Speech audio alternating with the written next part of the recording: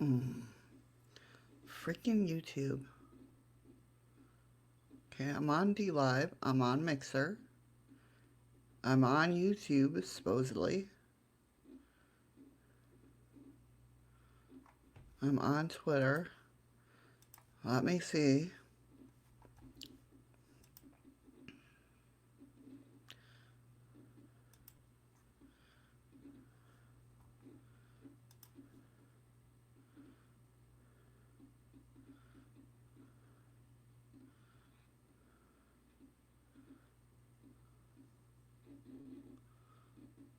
Come on.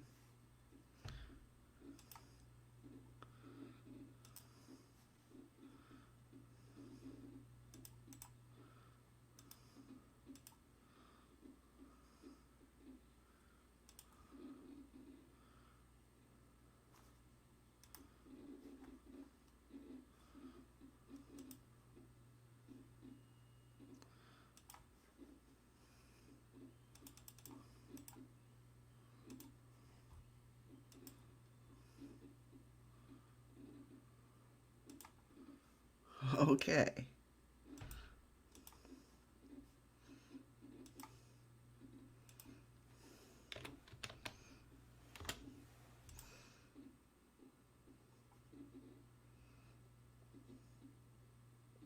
If anyone's watching, I apologize. YouTube's being an ass.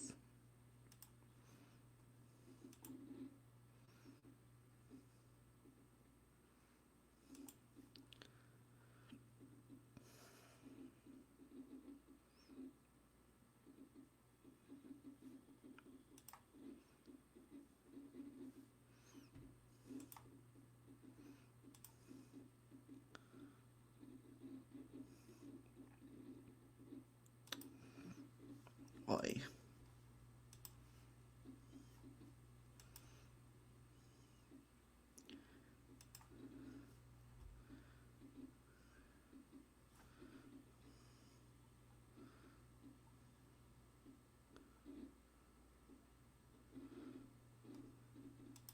I'll be starting in a second.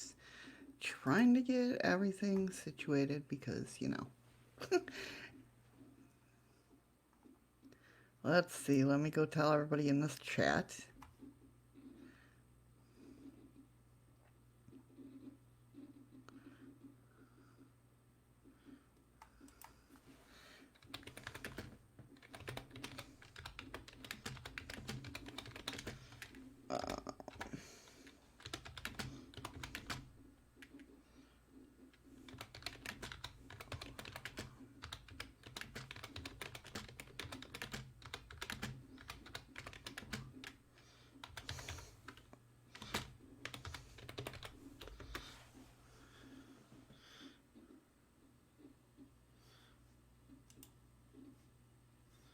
Okay, I think we got it now. Hopefully I'm live.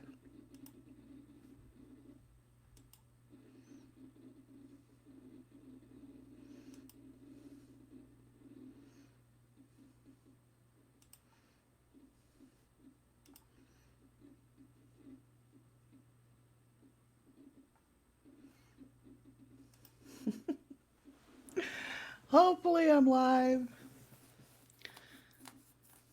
Who knows? We're just gonna wing it and see, I guess. It's Monday morning. Well, probably afternoon for all you guys.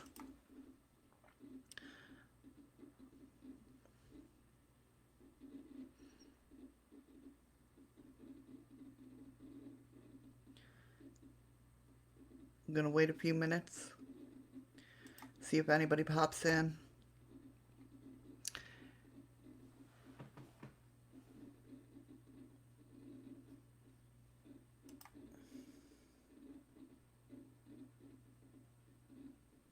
Crazy, crazy, crazy. I swear.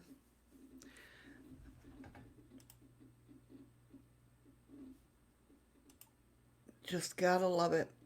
Always last minute.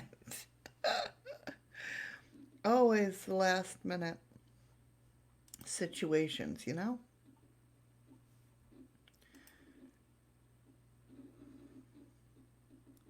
All right. I shall return.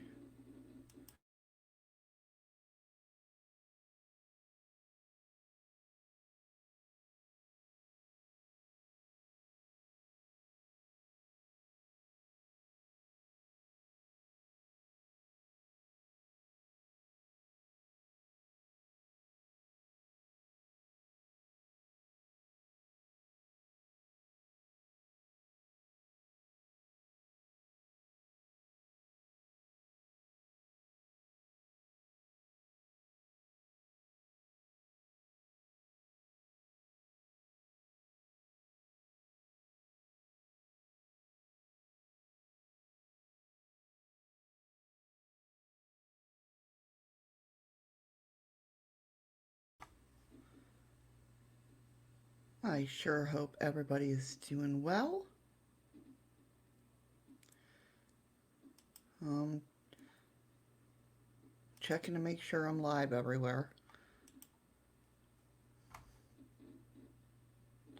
Because apparently YouTube is having problems. Gotta love it.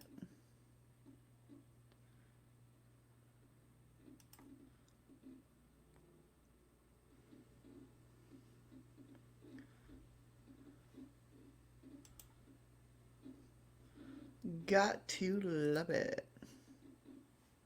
So today, for just a brief, uh, okay, I am live there. I'm live there. Why is there two lives? I don't know. Oh, Lord. Lord, Lord, Lord.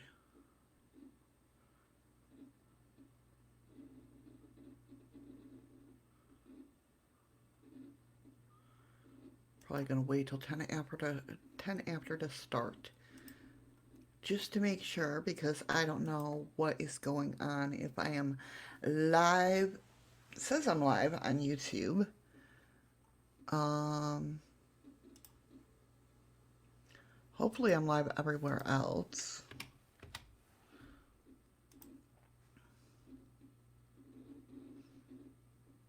Okay. D live, I'm live.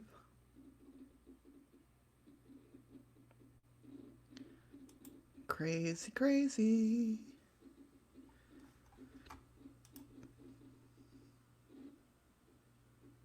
Today, anyway, we're going to talk about all 50 states and the creepiest places.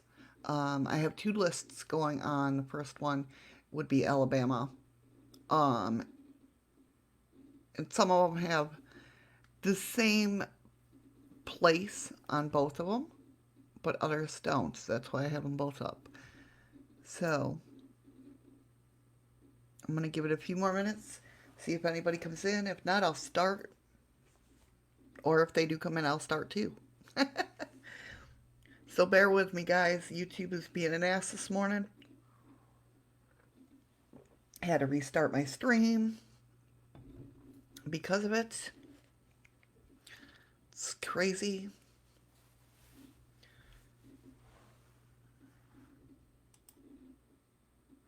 It's crazy, crazy. Let me see if my chat is working.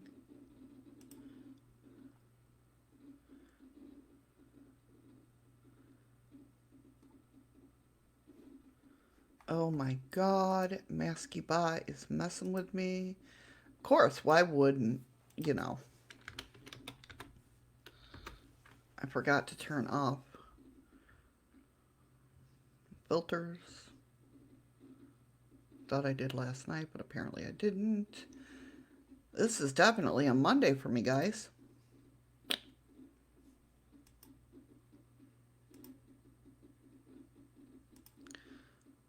I'm warned by my own bot. God, gotta love it.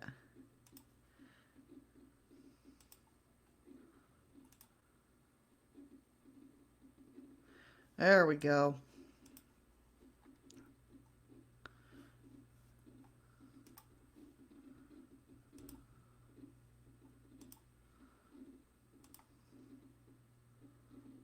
What the hell happened there?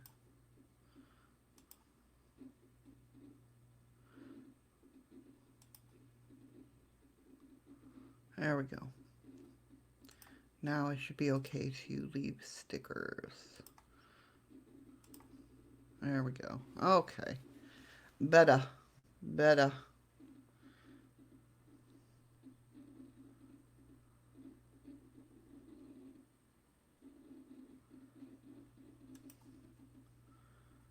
All right, guys, I'm going to go ahead and get started. Maybe if my camera comes on, there we are. How are you guys? What's going on? Excuse the mess, the start of this video. Holy crap. Messing up big time. YouTube. It was only YouTube. Nothing else was messing up. Just YouTube. What's up with that? Um, so if that happens again, I'm going to have to go straight through my other options, which are, I stream live on D Live, Twitch, Mixer, and Twitter. So hopefully those are all running smooth. I know D Live is. Hopefully everything else is too. So how are you? Welcome, welcome, welcome. It is Monday morning. Well, Monday morning for me. It is the 23rd. And today we're going to be talking about, because it is Monday Musings, which is paranormal. Paranormal talk. We are going to talk about the top creepiest places in each state. Okay? We are. So shall we go ahead? Oh, let me get that situated. Shall we go ahead and get started? Maybe let me stretch that out a little bit. There we go. There we go. Let me get it up on the screen. All right. So the first state obviously is Alabama. And this is coming from both the Travel Channel and Only in Your State. I do have one that is from the New York Times, but we'll get into that later because it doesn't go in order. These two go in order in states, so we're gonna go with these right now. Anyway, let's go ahead and get started. So Alabama, the number one place to go to Alabama for your haunted places is Sloss Furnaces, and that's in Birmingham, Alabama. Sloss Furnaces is almost as old as Birmingham. Construction began just 10 years after the founding of the city. Hundreds of steelworkers toiled under supervision. Yeah. But, hey, Guten Morgen. Are you trying to sit there and get my musky bot? I turned it off, so it's not going to yell at us for using German. Not that I was using German. Apparently, my name is German. Um, well, my maiden name is German. But anyway, how you doing, Ron? Welcome, welcome. We're going over the 10, or not the 10, the creepiest places in all 50 states.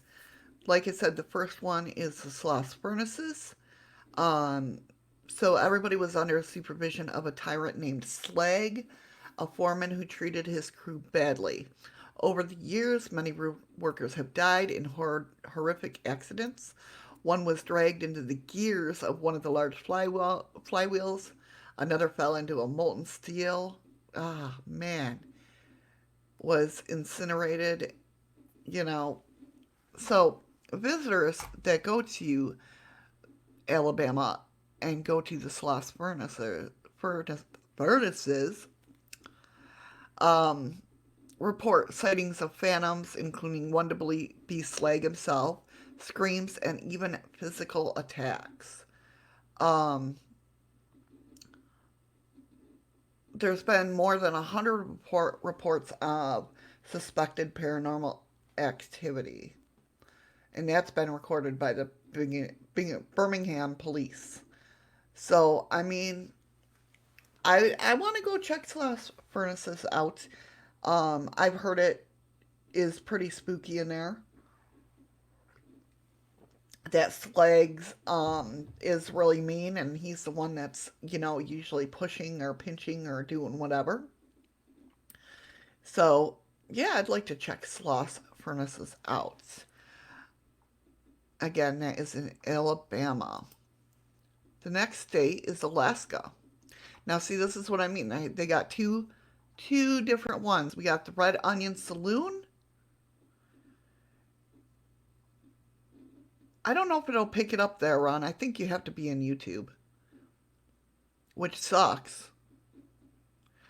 Um, and then one in Kennecott Copper Mining Camp in Valdez, Cordoba, which is near me.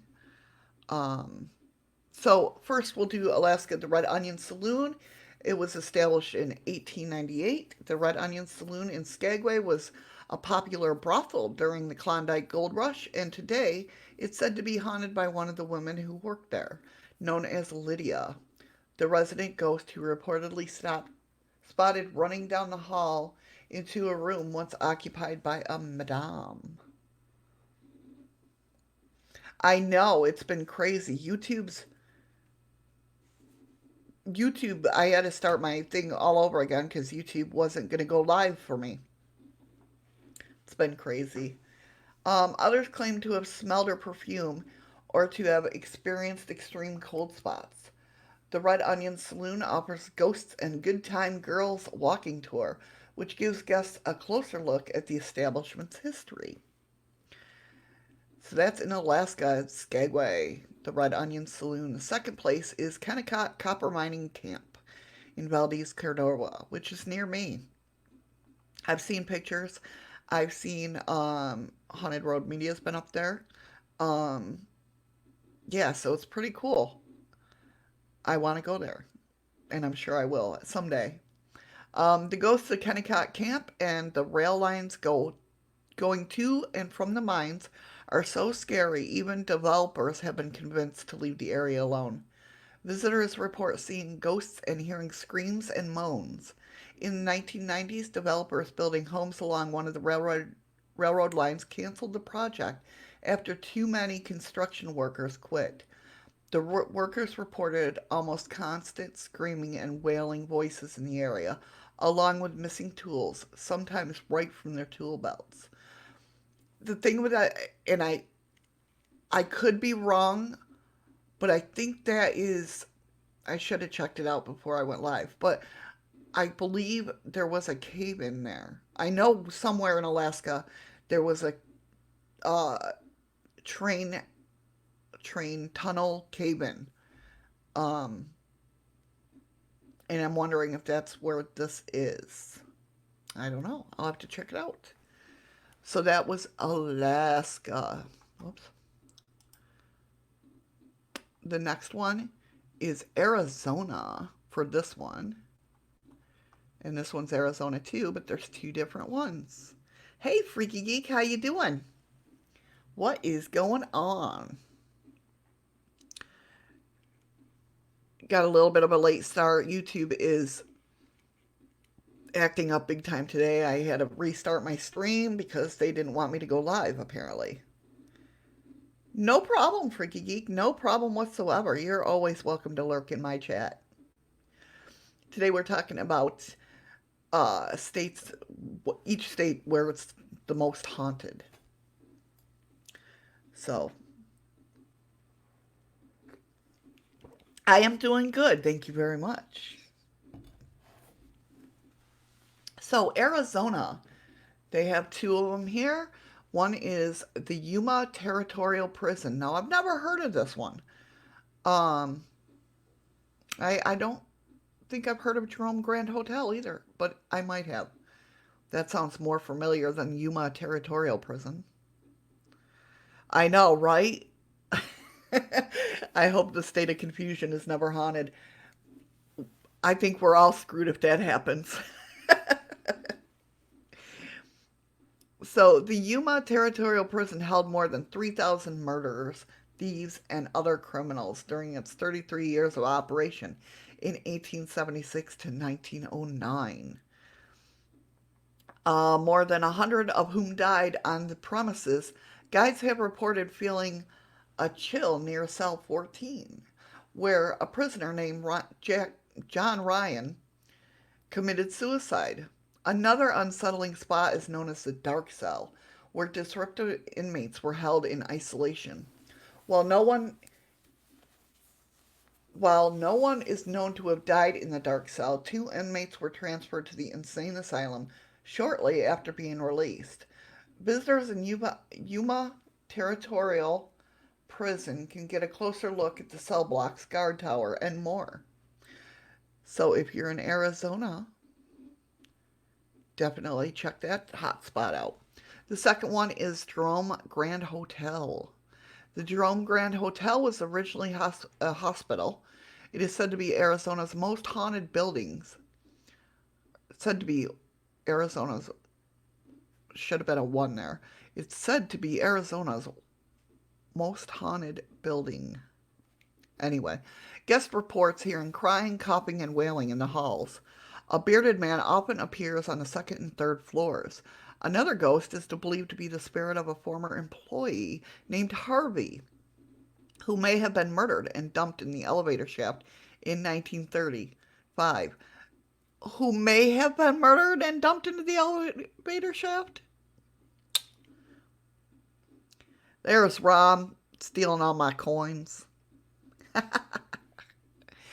Um, so why do they have to question he may have been murdered? Which shouldn't there have been a investigation? Often he is often seen in the stairwell or in the basements. So there's that one for Arizona. Arkansas, the Crescent Hotel, of course, I've heard of that. And also, Arkansas has Mount Holly Cemetery in Little Rock. So we'll do the Crescent Hotel first. Located in Eureka Springs, yeah, wow.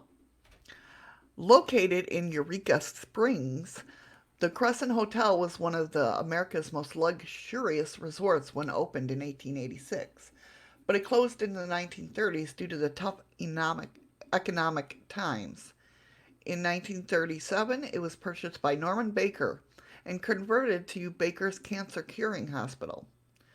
Baker had no medical training, and his supposedly groundbreaking cancer treatment were in fact a scam. I've heard of this guy. I think it's the one I'm thinking of, but I believe that I've heard of this guy. Today, the hotel has been restored to its original grandeur, but Baker's patents and other spirits, Baker's patients and other spirits, I cannot read today apparently, are still said to haunt the property. Common ghost sightings include Theodora, a patient who fumbles her keys outside of room 419, and Michael, an Irish stonemason who fell to his death while building the hotel.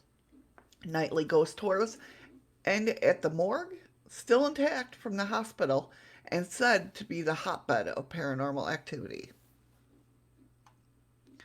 That's the Crescent Hotel in Arkansas. The second placed on our list for. Gotcha. Okay, Ron. I know. I've noticed like everywhere I go, it's been buffering. Like it's taking so long, and I think it's because obviously everybody's stuck home. But it's crazy. Like lagging big time. I hope I'm not lagging. But just everywhere, no matter what website I go on, it seems like it's taking forever to get there. I mean, mind you, our little town, it sucks in the season time because it's hard to get on. It's not hard to get online, it just takes forever. And that's what it's doing now, even though we don't have the 10,000 people here. But you can lurk wherever you want, Ron. You're always, of course, welcome to lurk in my streams as well. So the second place in Arkansas is Mount Holly Cemetery in Little Rock. This large cemetery, founded in 1843, has plenty of paranormal activity. Visitors hear flute music, see people dressed in clothing from the 19th century who vanish in front of their eyes, and witness grave statues moving on their own accord. Okay, I can deal with seeing the apparitions, the people dressed in 19th century clothing, But I don't know if I can deal with grave statues moving. That one might give me a little bit of a problem. I mean, I'm not usually scared of the paranormal. I mean, I have been. Don't get me wrong. Any paranormal investigator will tell you if they never get scared, they're lying. That's my opinion. Nobody else's.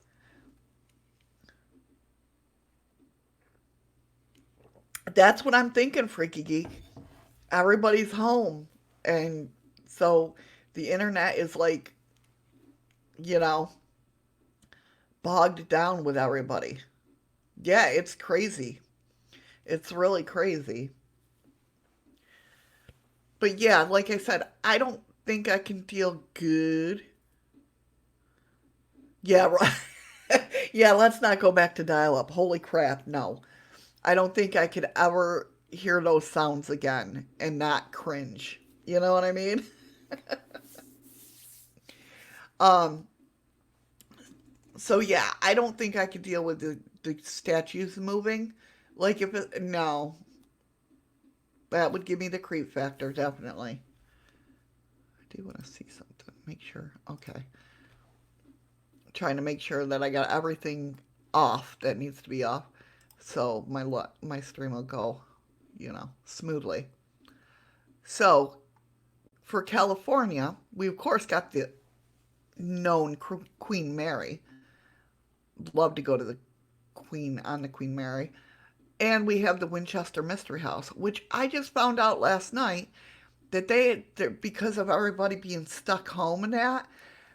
I guess I'm not sure the website or whatnot. I haven't checked it out, but the Winchester House has on their website where you can take a 3D tour. I haven't checked it out, but I did see that last night. So if anybody's checked it out, let me know because I'd love to know. Or I'd love to. I should just go on it and see it. But yeah, which I thought was pretty cool. A lot of places I noticed that in this what everybody's going through, excuse me, like I mentioned last night, Chad put not all, but most of his videos, his documentaries online for free. That's what I'm thinking, Freaky Geek. Like, I can take my phone and give you a tour, a 3D tour of the hotel, not by video, but just this app that I have on my phone that came with the phone. Um, and so I don't know if it's something like that, but to go through the Winchester house, it's got to be cool. So let's start with the Queen Mary. Embarking on her maiden voyage in 1936, the elegant Queen Mary carried some of the world's most prominent people, from Winchester or Winston Churchill to Clark Gable. But in 1940, the liner was stripped of her luxuries and retrotted as a World War II troop ship known as the Grey Ghost for her muted color. After the war, the Queen Mary was converted back into a passenger ship and eventually retired from service in 1967. Today, she's docked in Long Beach and serves as a floating hotel, but some guests of her past are said to remain. Visitors have reported seeing a lady in white, an engineer who died in the engine room, and several children in the 1930s era's garb. Guests on the Queen Mary can partake in several haunted tours and special events. I know down in the pool there's a little girl that drowned down there. People have seen um, uh, the footsteps, wet footsteps leading away. They hear her crying for her mommy. All sorts of stuff in the Queen Mary. And then you have the Winchester House. Sarah Winchester began building her home in San Jose after the death of her husband. She was convinced that her family was being haunted by spirits of Native Americans and soldiers killed by the Winchester repeating rifle, manufactured by her husband's company. She built Winchester House to provide a place for all the spirits. She continued to build it until she died. Visitors report sightings of Mrs. Winchester in a house and on the grounds, as well as a number of mysterious happenings such as doorknobs turning, footsteps, and window slamming. And I heard that she was so scared every night. There's like 34 bedrooms or something, or 37 bedrooms. Every night she would sleep in a different bedroom because she'd get nervous that the spirits would find her. So, I mean, that's how scared she was. I mean, obviously, she built the house, where there's doorways that lead to nowhere, um, steps that lead to nowhere. There's a lot of things about the Winchester house that's pretty cool. In Colorado, we have two different ones. Yes, Freaky Geek. Yep, you got it. I mean, that's how scared she was, how much she truly believed that she was behind. Um, that's pretty cool. I'm good like that. See, I mean, that's how scared she really was that she was truly haunted in that way. Um, and how many her, husband's guns killed. It's wild what something can do to you, being that paranoid. Okay, in Colorado, the Stanley Hotel. Listed in the National Register of Historic Places, the century old Stanley Hotel, not to be mixed up with the Shanley in New York, in Estes Park, is famous for inspiring Stephen King's horror novel The Shining. Though the hotel drew many affluent guests when it opened in the early 1900s, it had fallen into disrepair by the 1970s when King and his wife paid a visit. There were only two guests at the hotel during their stay, and wandering the empty corridors led to some disturbing dreams that prompted the author to pen his best-selling story. Today, the hotel had been restored to its original splendor, yet its haunting atmosphere remains.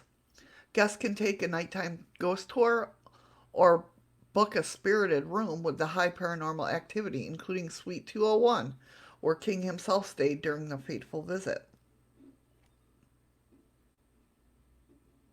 Yeah, Freaky Geek. There's a lot of stories that go with the Winchester house and why she did what it was, but I mean, to me, it just seems like I know it all stemmed from paranoia. She had a psychic reading or whatnot that said the ghosts haunt her house, so she decided to start building. Sorry, there was a noise outside the window. Um, so anyway, yeah, with the Stanley Hotel, I forgot what I was gonna say something, but I totally forgot. Oh, that's what it was.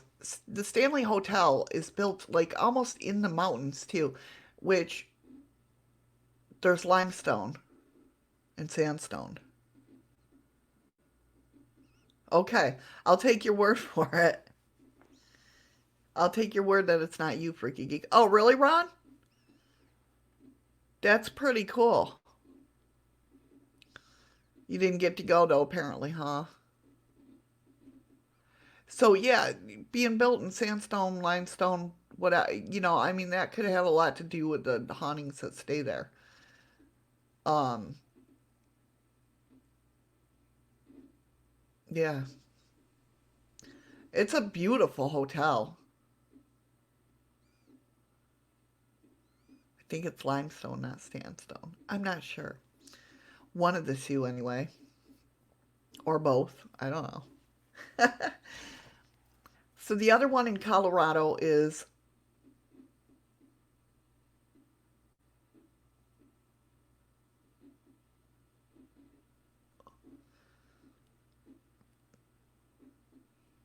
oh yeah, May hasn't happened yet, has it? For some reason, I feel like we're in, maybe because it's like, I feel like we're in fall.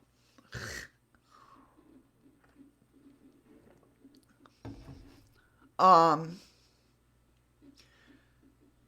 oh wow, I never knew about this. Okay, Colorado Molly Brown House in Denver. The unsinkable Molly Brown is said to haunt her own home. Visitors smell roses or tobacco smoke and sometimes spot Molly, her husband, and her mother inside the home. Other paranormal activity includes piano keys moving without making a sound, Strange shadows moving around and doors closing on their own. Hey, Zach.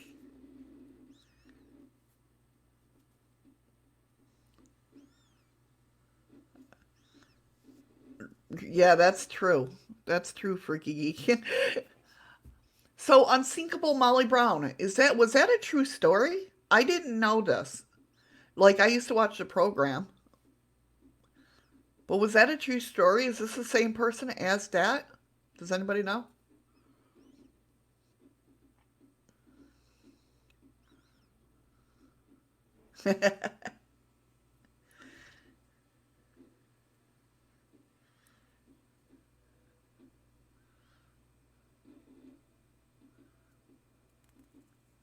Yeah, Unsinkable Molly Brown was a TV show where she stayed underground. Ron, your sister in law said, no, that's not cool.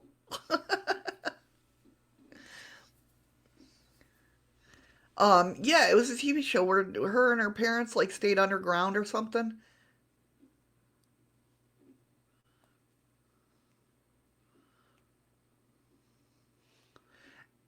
I never knew that there was like a house. I'm gonna have to check that out. That's pretty cool.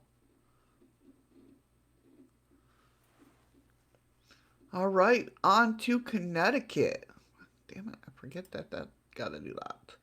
So Connecticut, they got the Mark Twain House on this one, and this one they got Norwich State Hospital in Connecticut. So we'll start with the Mark Twain House.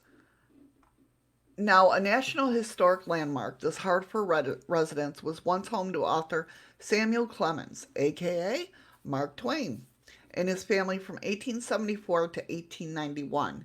Penning some of the most well known works here include The Adventures of Tom Sawyer and Huckleberry Finn. The author called these some of the happiest and most productive years of his life.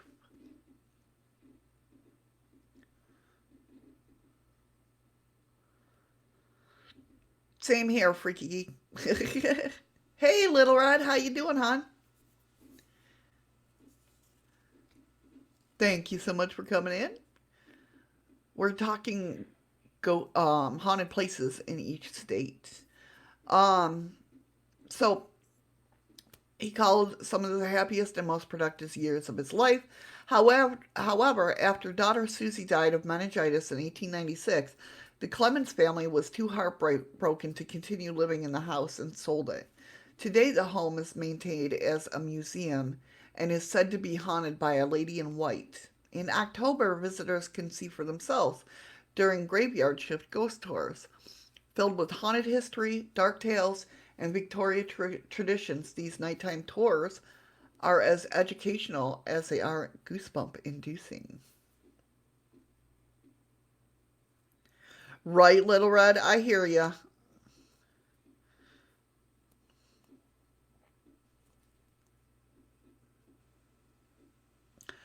Freaky Geek, I hear you there too.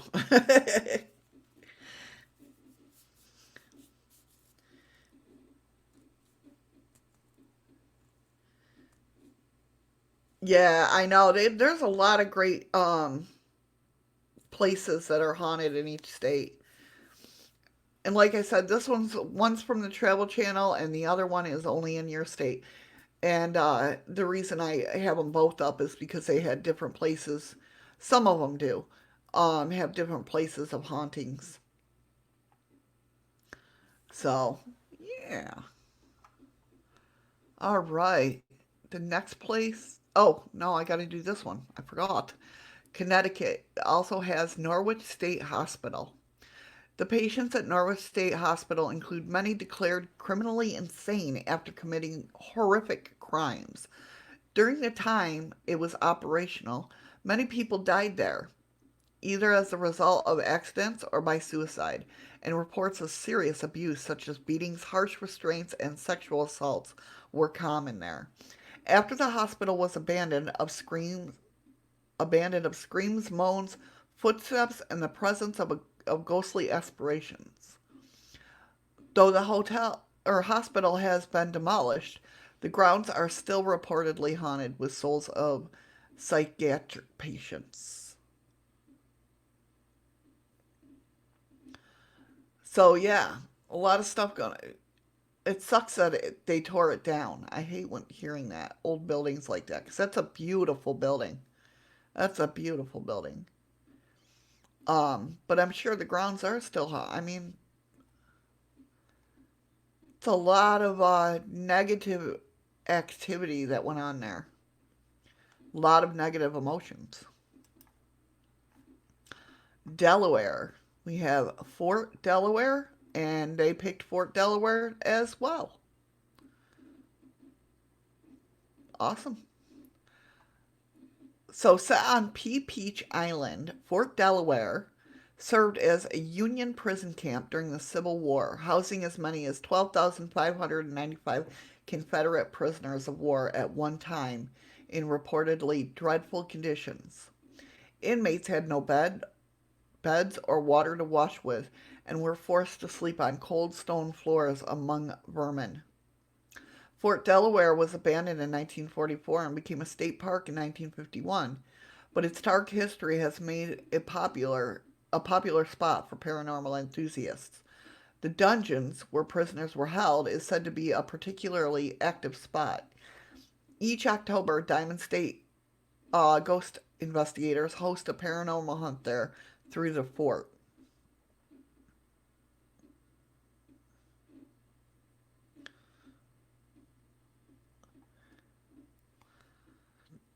So, this one says it's Fort Delaware is 150 years old and reportedly full of spirits. The most famous resides in the kitchen and is often seen by volunteers and visitors. While reenactment volunteers work in the kitchen, another woman dressed in 19th century clothing joins them, appearing to nod her approval before vanishing. Mysterious lights and sightings of the Confederate soldier on the ramparts are common as well. So that would be pretty damn cool.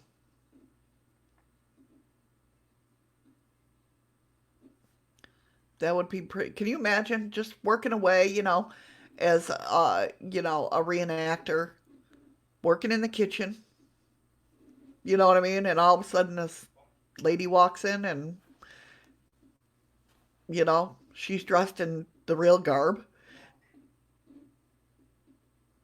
and, you know, at least she nods of approval, gives her nods of approval. In Florida, of course, we have the St. Augustine Lighthouse. And this one has May Stringer House, Brooksville. This is another place I'd love to go. Ghost hunters made this famous with their shadows that peeked over the sides of the stairway. And ever since that, I've been wanting to go. I want to go catch those shadows. Florida, St. Augustine, completed in 1974 and still active to this day. The St. Augustine Lighthouse is said to be haunted by several former workers, keepers, and their families. The most famous ghosts of the lighthouse are the two young sisters, Eliza and Mary, who drowned in nearby water. Their laughter can supposedly be heard at the top of the tower late at night. While Eliza has been spotted on the grounds wearing the same blue dress she died in, for paranormal enthusiasts, the Dark of the Moon tours takes visitors inside the lighthouse tower and the keeper's house at night.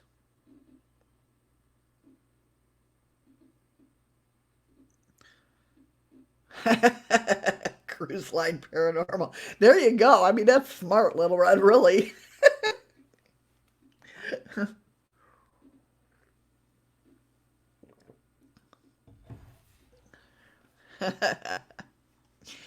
The other place in Florida that they say is you would love to go if you're an investigator is the May Stringer House in Brooksville. John and Marina May built this house in 1855, but Mr. May died of tuberculosis 3 years later. Marina remarried but later died in childbirth while giving birth to her daughter Jessie, who died at the age of 3. All three are said to haunt the house, which is now a museum. Guides hear children's laughter and cries, see ghostly visions of Marina or John, and report items being moved around the house, particularly a doll that belonged to Jessie. So if you're ever in Florida, there you go. May Stringer House in Brookville. And if you guys have ever been to any of these, let me know. I would love to hear your stories. So, Georgia.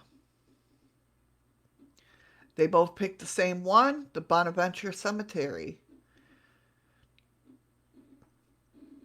Featured on the cover of the best selling novel Midnight in the Garden of Good and Evil, Bonaventure Cemetery in Savannah is haunted. I'm surprised they didn't.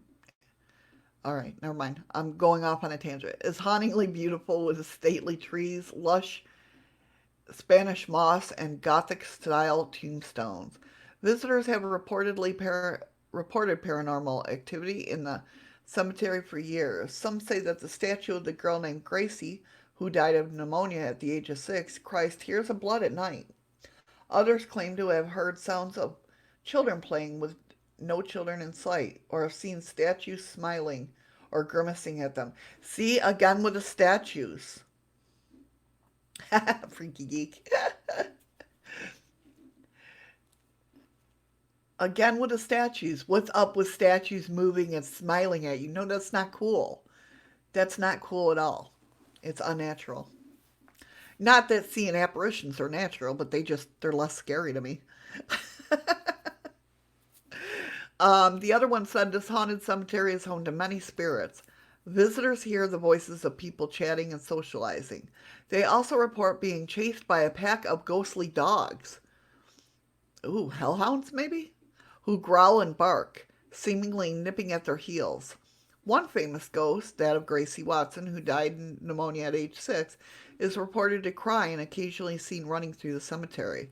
The cemetery is reportedly one of the most haunted places in the entire country. I definitely would like to go there.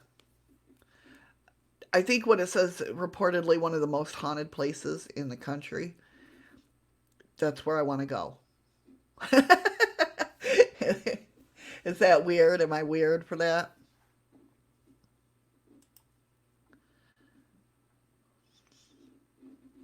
Next up, Hawaii. And we got two different ones. And I'm going to have to ask my friend about Hawaii because he's uh, a native from Hawaii. The Hawaii Plantation Village. The outdoor museum in, see, he should be here to read this. Waipaio, on the island of Au, constructs reconstructs life on Hawaii's sugar plantations from 1850 to 1950. On the 25-year, yeah, let's try that again. Of the 25 structures on the plantation, some original, some replicas, about half are said to be haunted. There's a ghostly young girl in the Portuguese house, a choking ghost in the Okinawan house, and a doll that wanders from its case in the Puerto Rican house. No.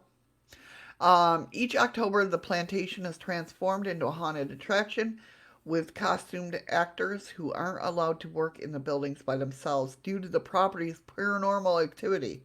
Can you imagine? Yeah, definitely Freaky Geek. I agree. Um, yeah, the more haunted a place is, the older it is. Sometimes, I mean, but yeah, I definitely agree. The second place in Hawaii is the Nanu Nanu Pali Lookout on the island of Oahu. I'm probably butchering all this, and I'm so sorry if I am. Um, yeah, the Pali Lookout is the location of a brutal mass murder. When King, I'm not even going to try that word. Um, well, maybe I will. Kamahamaha won a battle against Maui chief Kalinikapool. I'm going to have to ask Harmon how to say all this. He knows all the legends and lore of Hawaii. It's awesome. He drove the chief and his 400 soldiers off the side of the cliff to their deaths. Maybe I won't ask them because they're very, when it comes to their, it's like Alaska actually. When it comes to legends and lore like this, they're very emotional about it. At night, visitors report hearing screams, moans, and voices from below.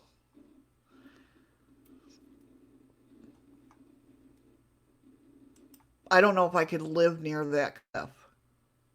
Hearing that,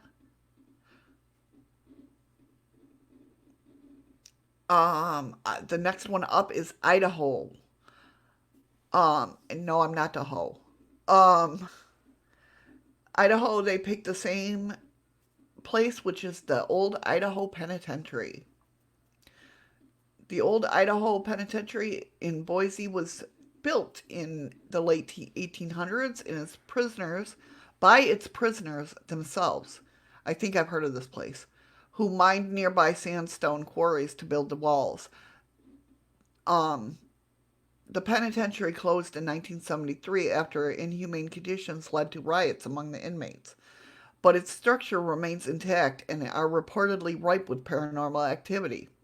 Five House, the building where notorious inmate Raymond Allen Snowden, also known as Idaho's Jack the Ripper, was executed, seems to be the most active. Old Idaho Penitentiary is open for daily tours. This one says Idaho State Penitentiary, located in Boise, is considered many of to be the most haunted building in the state. In its 101 years of operation, it became one of the most violent penitentiaries in America. Today, all the inmates are gone, the living ones anyway. Explain noises, overwhelming feelings of grief, and paranormal activities make this place extremely haunted. So, if you're near Idaho, Old Idaho Penitentiary.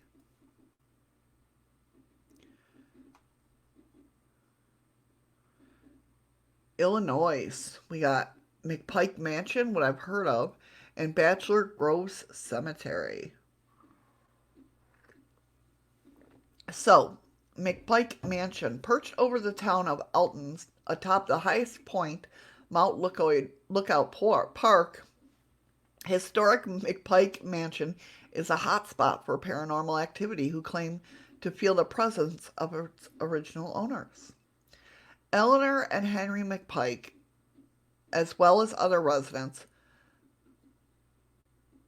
oh, I thought that was going on. Okay, Eleanor and Henry McPike, as well as some other residents. Some even believe that the haunts date back to before the house was built, with dictations of Native American ghosts and a residue from the possible underground railroad stop. Overall, more than 11 spirits have been experienced throughout the home. Alton is considered one of the most haunted small towns in America, and other eerie spots include a Confederate prison and a school and a church. So pretty cool. I mean, to go to Illinois and at least around this town, Alton, Illinois, so we could definitely have a ghost hunt throughout the whole town. That's pretty cool. This one is Bachelor Groves Cemetery in Illinois. And it said beginning in the 1970s, visitors to this Midlothian, I know the word, cemetery have seen orbs, apparitions, phantom vehicles, and even floating, shrinking, and vanishing phantom farmhouse. What? So they've seen orbs, apparitions, phantom vehicles, and even a floating, shrinking, and vanishing phantom farmhouse. Now that would be some freaky shit. A mysterious black dog and figures in monks' robes have also been seen. Investigations by ghost researchers have turned up ghostly image and electronic voice phenomena. Yes, you did, Freaky Geek. Pretty messed up, right?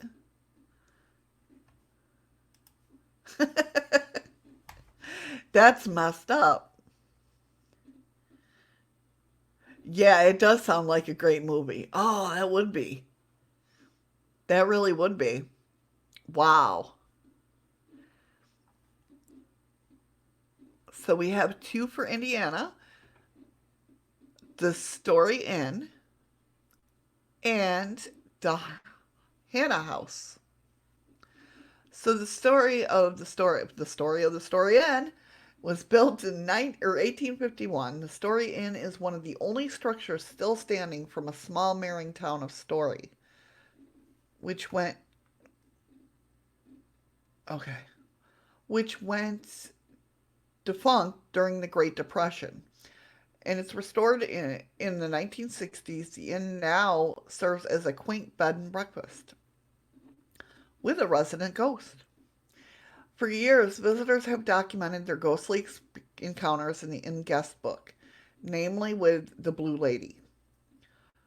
Though to be thought to be Dr. George Story's wife, she's said to appear if you turn on a blue light in one of the rooms above the restaurant. If you smell cherry tobacco, her favorite, she's already come and gone. No, you're not messed up, freaky geek. That sounds like a really good movie plot. It really does. Like people get trapped in this farmhouse and it disappears. And oh, there's a lot you could do with that. Definitely. So this Hannah House is also in Indiana. And according to legend, the Indianapolis house was a stop of the Underground Railroad that helped slaves escape north to Canada prior to the American Civil War. One night, a fight broke out and the group of slaves were burned to death. Mr. Hannah, the owner, buried their ashes in the basement of the home. To this day, the ghosts of these slaves haunt the home. Moans, shadows, whispers, and cold spots have been experienced in the basement. So that's pretty cool. I mean, not for the cool. It's not cool for the people that live there, I'm sure. And of course, Iowa, both on both accords, has the Axe Murder House. The Biscala. No, my mouth just don't want to say that. Located in the small town of Viscla, the unassuming house was the site of the most gruesome crimes in Iowa history. Speaking of this, yeah, exactly, Little Red. Every basement is like the baseline of the land. You're so true.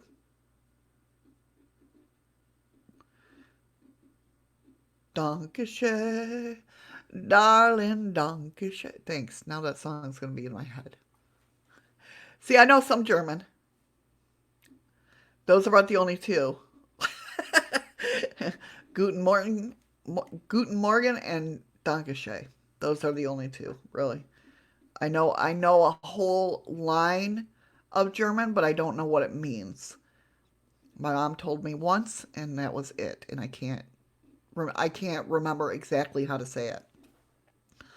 But anyway, the Axe Murder House, if you look at it, was actually like the first. And Chad Kalick brought this up in one of his documentaries, and he's right. It was like before the Amityville house. This was the first.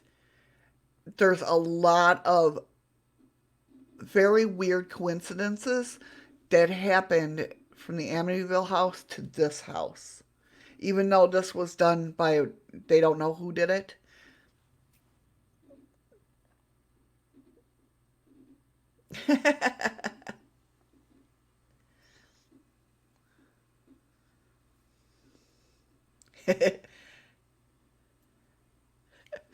Well, hey, if it was any consolation, I know how to swear in Italian.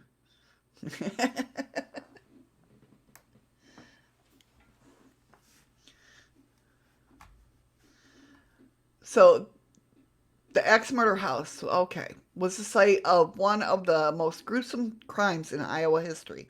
In 1912, six members of the Moore family, as well as two overnight guests, were murdered in their sleep.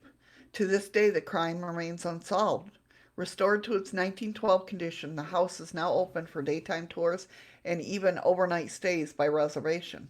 Visitors have reported a bedroom door opening and closing on its own, mysterious sensations of pinching and shoving, and unexplained cold chills. This one says the town of Visla become notorious when an entire family was murdered in their sleep. And that's what Chad means about the whole Amityville horror and this. These people are getting murdered. This one was an axe, and nobody's waking up from screamings or anything like that. Kind of weird. Same with Amityville.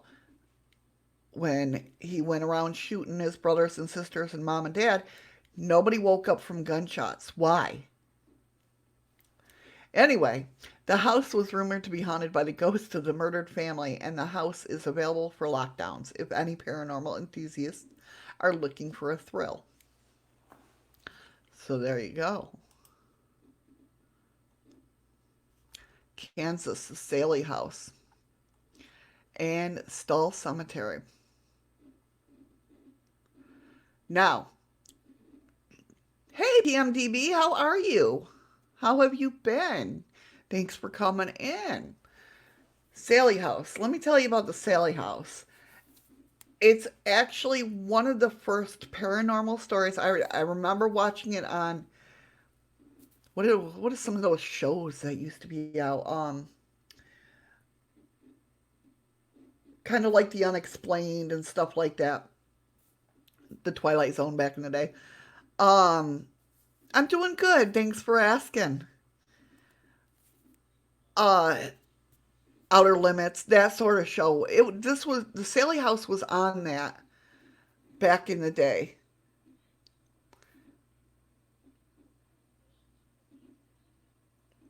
That's a good point, Freaky Geek. That's definitely a good point. I already took Muskibot or Maskibot off for the German because apparently my name was German. I would have got banned from my own chat room. But Saley House, when it came on TV and I saw the whole attack with Tony and everything, that was one of the first reasons why I got into. I mean, it got me excited for the paranormal. I wanted to know why this little girl was attacking Tony and scratching him and that. So, I mean, that was back in the day. That was like in the 80s. Once the home and office of a physician, the Saley House in Atchison is said to be haunted by a 6-year-old girl who died on the operating table during a botched appendix, getting her appendix out. Tony and Deborah Pickman, a couple who rented the house in the okay, it was 90s, early 90s though, claimed that a ghost frequently attacked Tony, leaving visible scratches on his back, chest, and arms. Though she never harmed Deborah or their baby, tours and overnight stays are now available at the home, known as the most haunted town in Kansas. It's a popular destination for paranormal enthusiasts and also offers cemetery tours, which I'm thinking this is what we're going to hear about next, haunted trolley rides, and ghost hunts. Stull Cemetery in Kansas. Rumored to be a gateway to hell, definitely want to go there. Stull Cemetery is said to be a very actively haunted place. Next to an abandoned church in Stull, the cemetery is the subject of many legends, some over 100 years old. Satan himself is rumored to appear here twice a year. So if you want to go, check out what Satan looks like, there you go, guys. Um, Visitors say they have been grabbed by something invisible or suffered memory loss. That would freak me out. And other maladies during visiting the cemetery. So yeah, memory loss would definitely freak me out. Isn't that funny how memory loss would freak me out, but not seeing Satan would? What is going on? Oh, shit. And of course, in Kentucky, we got both of them coming up the Whaley House. Has anybody been? I know it's not going to tell you that. I'm sure if you could search it out, freaky, it's not going to tell you what. If you come here this day and that day, what the? Oh, I just knocked my headphones out or something.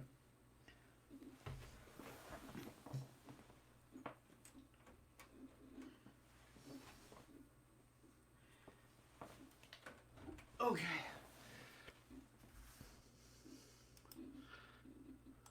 Okay. There we go. So, what Waverly Hills Sanatorium from 1910 to 1962, Waverly Hills Sanatorium, Louisville, housed thousands of tuberculosis patients. The facility was so vast that it had its own zip code, post office, and water. It had its own zip code, post office, and water treatment facility. The death toll was so high that the building was also equipped with a death tunnel, where bodies were discreetly removed for burial to prevent panic among the residents. Today, Waverly Hills is known as one of the most haunted places in the world. Tours and paranormal investigations are often regularly or are offered regularly, and ghost hunts have reported hearing slamming doors, seeing apparitions, and having objects thrown at them. Located in, of course, this one says the building has housed over 63,000 deaths, with many of their spirits remaining behind. Ghosts seems to be wander every inch of this building and grounds. Witnesses here report unexplained lights, apparitions, shadowy forms, and other various phenomena. Creepy is putting it mildly, as this site is considered one of the most haunted places on Earth. Nobody's been to Waverly Hills? Up. The next. Right, exactly. I agree, Little Red. I agree how you look at things, definitely.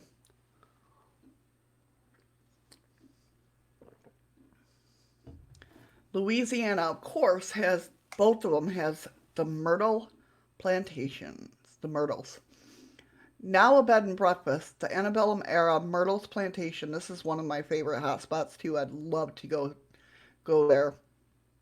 In St. Francisville is touted as one of America's most haunted homes. Its most famous ghost is Chloe, a slave girl who took revenge on her owner by poisoning him and his family. Her apparition has since been spotted roaming the house in a white apron and green turban. Guests have reportedly hearing footsteps on the stairs, the sound of children playing, and a grand piano that inexplicably repeats the same haunting chord over and over again until someone enters the room. Just like that on the spirit box. Have you been there? You been there, Ron? That's awesome. Two times? That's freaking cool as hell. I would love to go to Myrtles. Did you? Was it? How did it feel? Like, was it? Could you feel the spirits there, or at least Chloe? Or I would love to go there. It's one of my top tens, definitely. Well, the family that got murdered only had girls.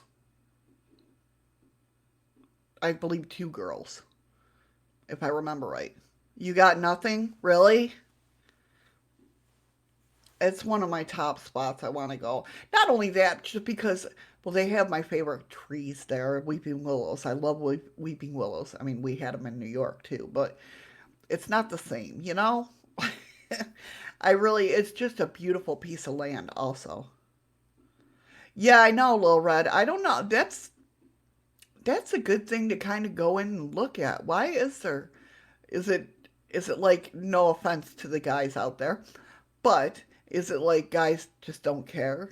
We're like nosy, and girls want to come back and check out what's going on. Oh, really? I never knew that, Ron. Very cool.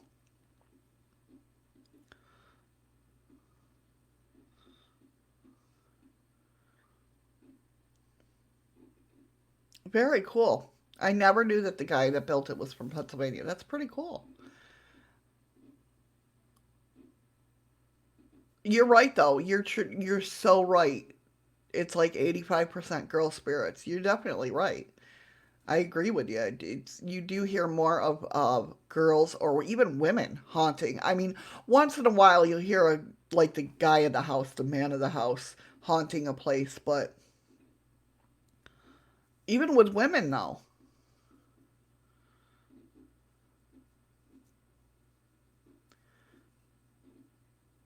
that's a very good question of why that would be. Hmm. This one says the plantation believed to be the site of 10 murders. Many visitors, as well as employees in the hotel, still hear the dying footsteps of the former owner who died on the stairs after being shot by a stranger. Many have reported capturing photographs of former slaves while around the plantation.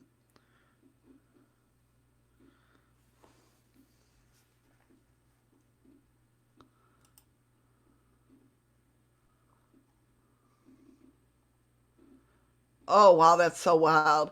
In Maine, we have a Mount Hope Cemetery in Rochester, actually, and a little tidbit about that, and it could be one of these, I don't know if it's one of these hauntings that they bring up here, but our Mount Hope Cemetery, now they're not sure who Jack the Ripper is, of course, right? Some say it's H. Holmes. Um, Others say it's this guy that lived he's from New York, and he made his way back to New York after he did all the killings, and he is buried in our Mount Hope Cemetery in New York, not this one. And I've actually been to that grave. Well, what do they call the ones that are outside the graves or outside the ground? Monastery? Not monastery. I can't think of what they're called.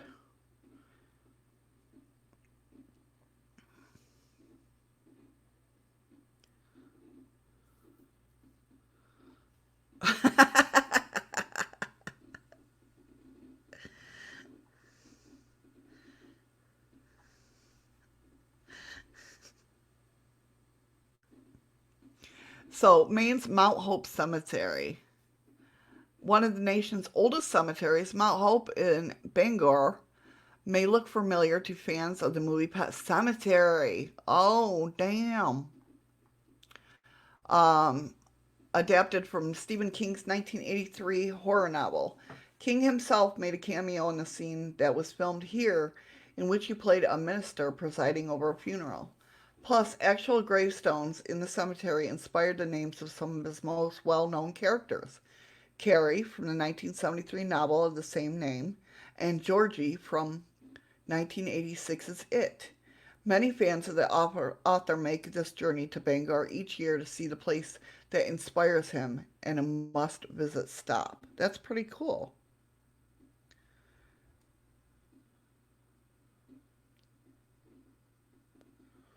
That would be me, Ron. I love shopping. I don't love, well, I love Amazon. Let me put it that way. The other place in Maine is Strand Cinema. Strand Cinema in Saskatchewan, or Skowhegan, that was probably the right word, is considered the most haunted place in Maine. Patrons have reported everything from sightings to physical contact in the theater. In 1978, the building was modified and workers began taking the brunt of the Inger's ghost. They were shocked by electric tools that were not plugged in. Tools were thrown about and stains were splattered all over newly painted walls. A shadowed apparition is reported to have been thrown a piece of balcony ceiling tile into the sets, and handprints have been found on the movie screen. Now that's one pissed off ghost that don't want it changed or reanimate. All right, Freaky Geek, hurry back. But yeah, That's one.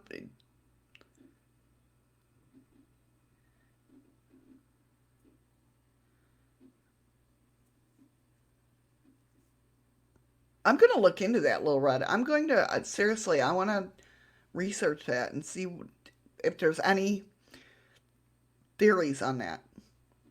I mean, that is wild. Freaky Geek, Ron wants coffee.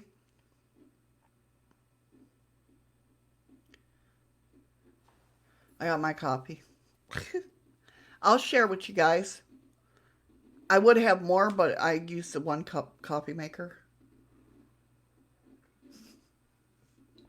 So it might take a minute. But I'd definitely give you guys coffee. On to Maryland. Maryland has the Antietam National Battlefield and Point Lookout. Yeah, I'm the same way, Little Red. That's how I came upon the whole.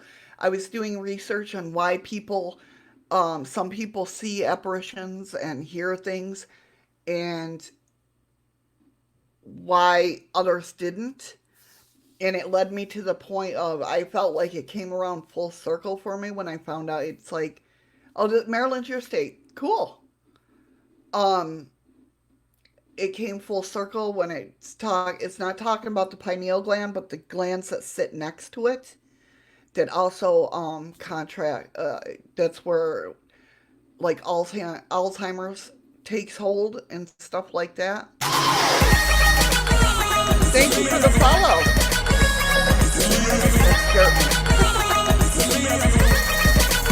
How are you? You're welcome. So yeah, so it's part of the brain that the Alzheimer's starts in, and which is really weird because that's why I feel it was full circle because I don't know if I was led this way by my father, but when I was um 10 years old, my father came down with Alzheimer's. Yeah, exactly. It is like a puzzle you can't figure out. And then the pieces just fall. It's so weird. So I don't know if it was like this whole, you know what I mean? It felt like a puzzle to me. And it felt like a full circle of, you know, I don't know how to explain it.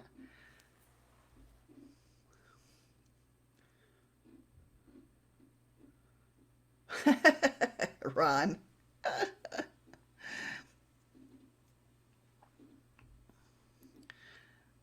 So Maine, we have the Antietam, hopefully I'm saying that right, National Battlefield.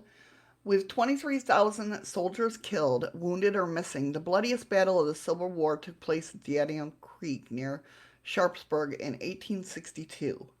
Today, visitors to the battlefield have reported hearing gunfire or smelling gunpowder when no one else is in sight, or seeing mysterious figures in Confederate uniforms. Some also claim to have spotted strange balls of blue light at the Burnside Bridge, where many soldiers were hastily buried. Welcome back, Freaky Geek.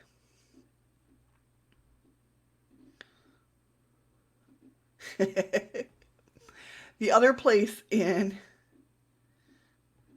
the other place in Maryland is Point Lookout. Have you been to any of these, Little Red, by chance? Point Lookout was used as a prisoner encampment slash hospital during the Civil War in Scotland, Maryland. It is established that over 8,000 died during the stay at the camp. Many campers who camped at Point Lookout State Park encountered the ghosts of the Confederate soldiers, either walking across the roads or walking alongside them. Yeah, that would freak me out. Kind of like Smoking and G Sharp when she told about that, seeing that soldier. Can you imagine just walking along, look over, and there's somebody walking there, and then all of a sudden they disappear? Yeah, that. Several paranormal activities have been experienced in the lighthouse itself, including pictures taken of ghosts, various frightening EVPs, and blatant encounters with apparitions. Who gives weed to a rock? What?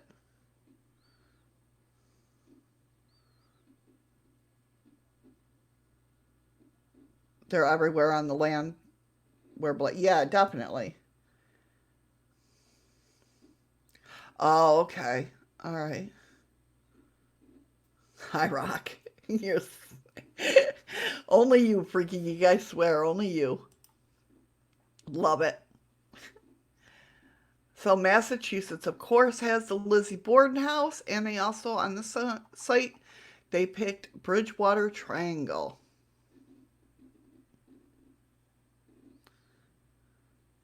Massachusetts, the Lizzie Borden House in 1892. Andrew and Abby Borden were brutally murdered in the Fall River home in broad daylight. You know, I've been to Fall River, and I never went to the Lizzie Borden House. Um, One of my friends moved to Fall River. Lizzie, the youngest daughter, was charged with the crime and later acquitted. Although many still believed her to be guilty, the murders remain unsolved to this day. The house has been converted into a bed and breakfast and a museum, and those who have spent the night here have reported hearing a woman crying and seeing apparitions. Yes, you're right, Freaky Geek. Yes, that was, yes, in 1892. I forgot the rhyme. And then the Bridgewater Triangle. There's no haunted place in the Commonwealth more famous than the Bridgewater Triangle, a 200-mile space in the southeastern Massachusetts that has some believed to be the center of weird paranormal activities. I'm trying to think. Oh, near Fall River again. Damn, I was down there and all this shit was down there and I didn't even know it. The center of weird paranormal activities. Many of the mysterious occurrences revolve around him Hockomock Swamp, a 16,550-acre wetland located in the Freetown Fall River State Forest. The Hockomock Swamp, I've heard of that before, is known to serve as a dumping ground for murder victims and reports of cults practicing black magic.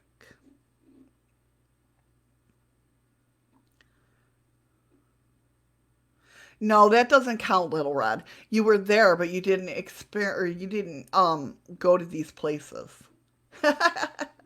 I used to live in Medway near Framingham. Well, down a couple, like an hour from Framingham. What movie? Oh, the Lizzie Borden. Yeah, yeah, yeah. I know, right? My kids watched everything. Well, except porn, or anything to do with that. But my kids, my son from the time he was 5 or 6, and he's perfectly normal today. His favorite movie has always been the original It.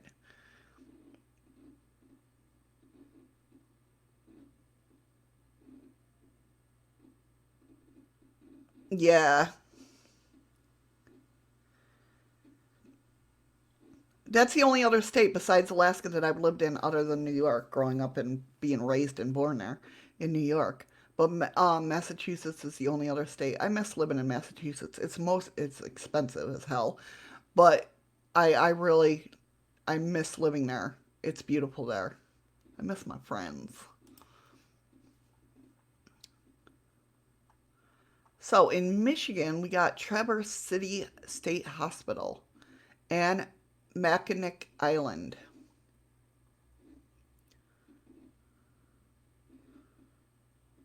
Right, yeah, I remember those days too, freaky.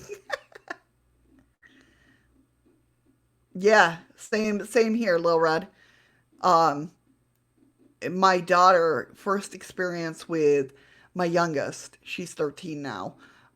I'm trying to think how old. Well, it had been around 4 years ago, 4 or 5 years ago. Was her first experience with something scary.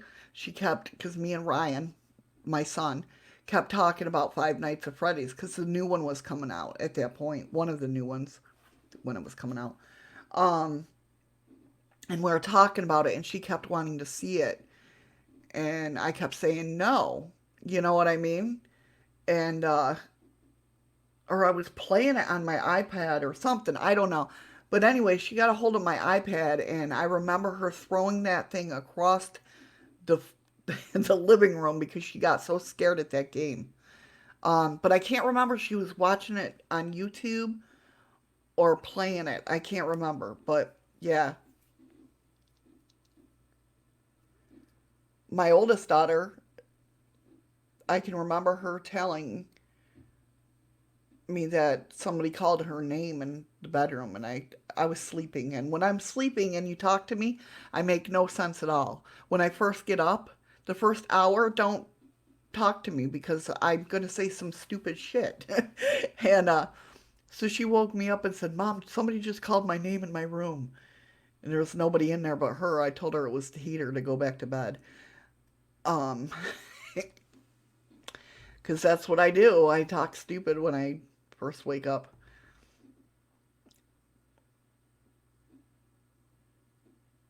Oh no, Little Red put you in your cage?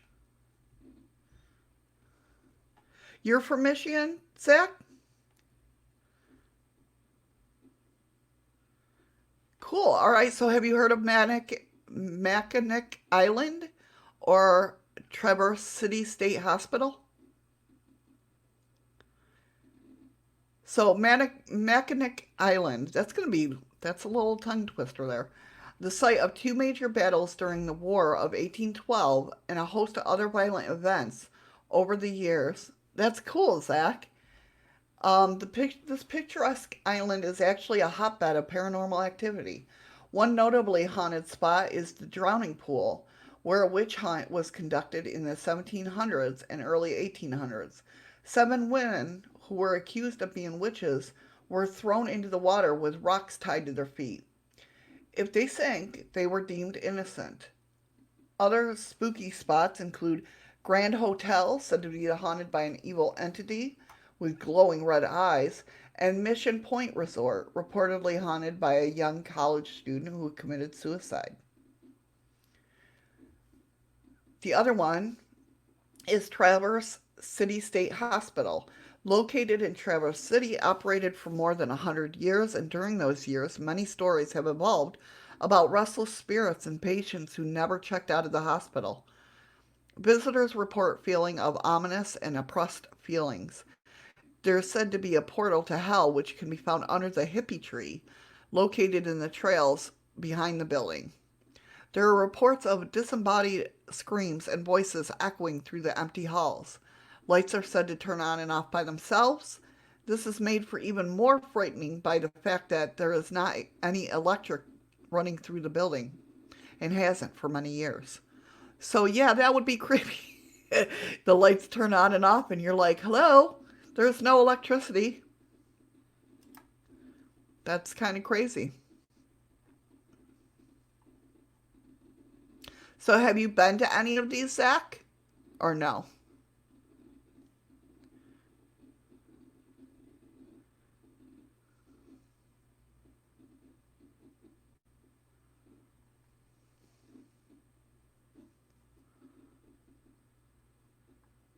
In Minnesota, we have Four Paw Restaurant and Wabasha Street Caves.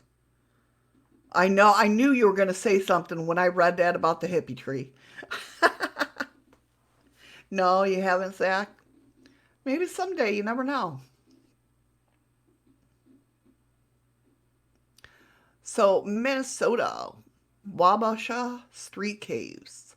During Prohibition, these former mining caves in St. Paul were turned into speakeasies and they became a hotspot for gangsters, including John Dillinger and Ma Barker.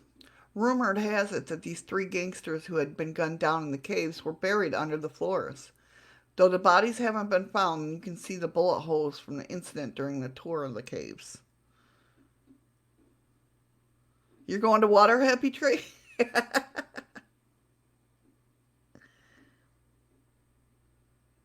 No, I think they just named that tree the hippie tree. I don't know. It didn't say. It could be though. I love weeping willows. They're my favorite tree, except when their shit gets in your eyes. That hurts. Um so the other one is Four Paw Restaurant. Now a restaurant, the manor was once a private home to a wealthy wholesaler, Joseph Forepaugh, and his family. Both Joseph and the maid, Molly, died in the home and are said to haunt the premises today. Legend has it that the two were having a torrid affair. Riddled with guilt, Joseph shot himself in the head. A heartbroken Molly hung herself days later. While Joseph seems to simply stroll the grounds, Molly tends to terrify guests, pounding walls and exploding glasses. Yeah, you don't want exploding gusts. Um, yeah, pounding walls and exploding glasses. They say that she likes to spend time on social events, and her ghostly figure can be seen in a recent wedding photo. No shit. Can you imagine taking your, beautiful family, wedding photo and there's a ghost in there? Yeah. Mississippi. They have the McRaven House, which I've heard of the McRaven House, and I've also heard of the Grand Opera House.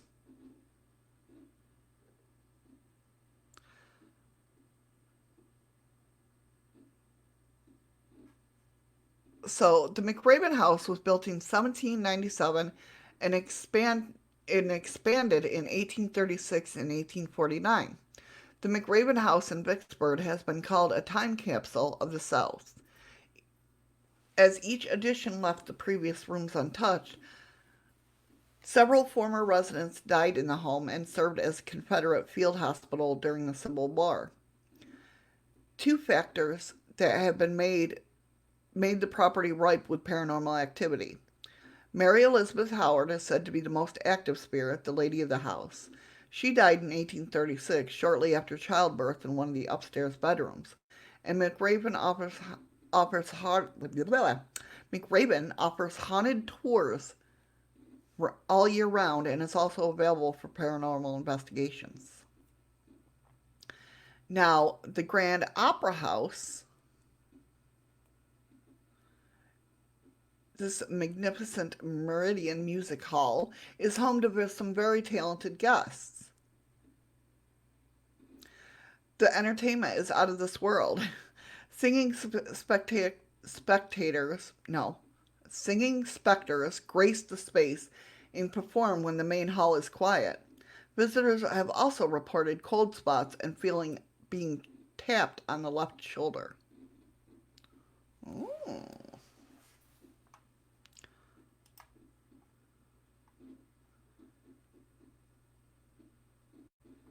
In Missouri, of course, we have the Lemp Mansion. A lot of people say that Lemp is very haunted. And the other one for Missouri is the Savoy Hotel. I want to say savory. It looks like the word savory. Savoy Hotel. So, Missouri, the Lemp Mansion, now a restaurant and inn. The Lemp Mansion is in St. Louis.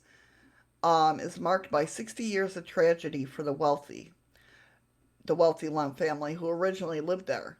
At least four members of the Doom dynasty, owners of the Lemp Brewing Company, died in the house. Today, their spirits are said to linger, and guests may encounter them on a weekly ghost tour.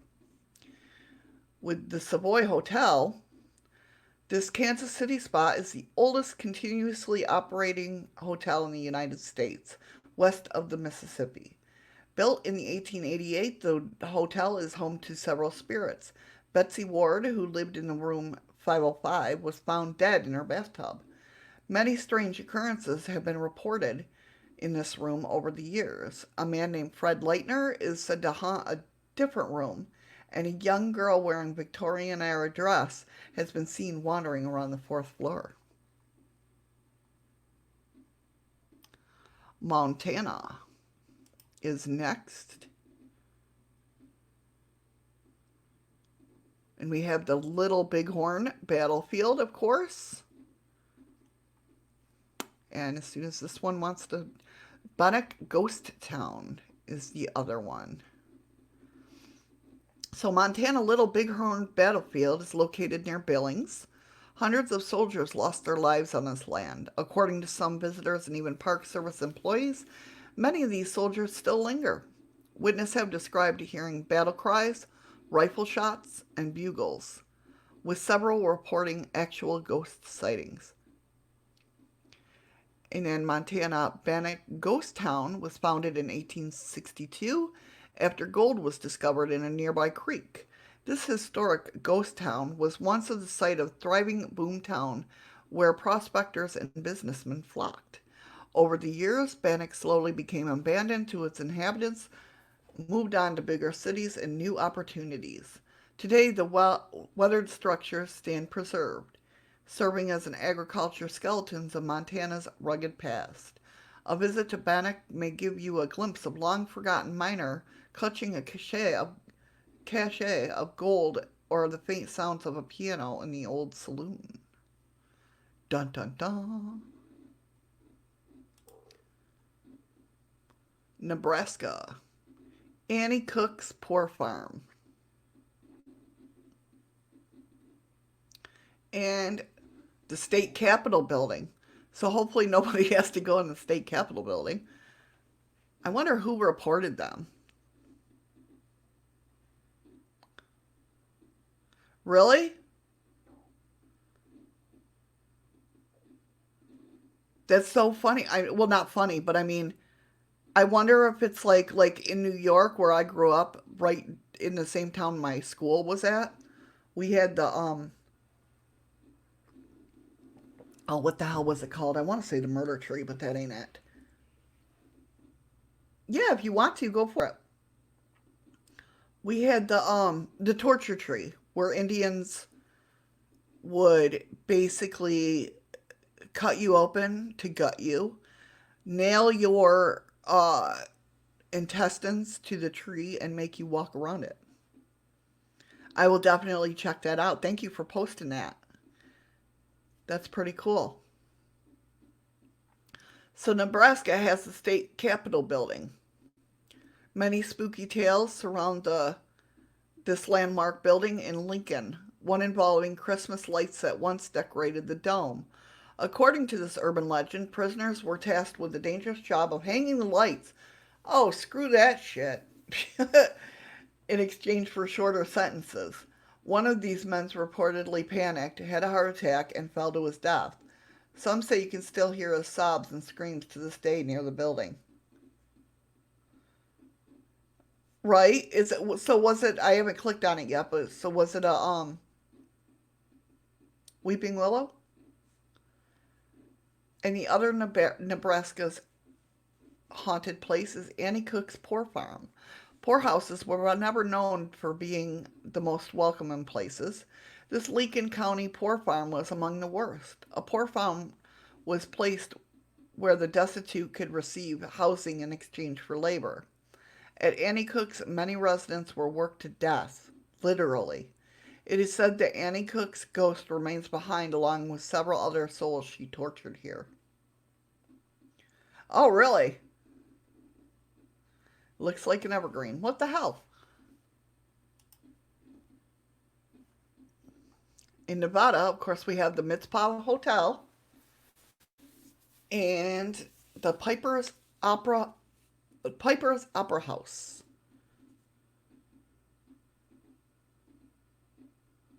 Oh wow, okay.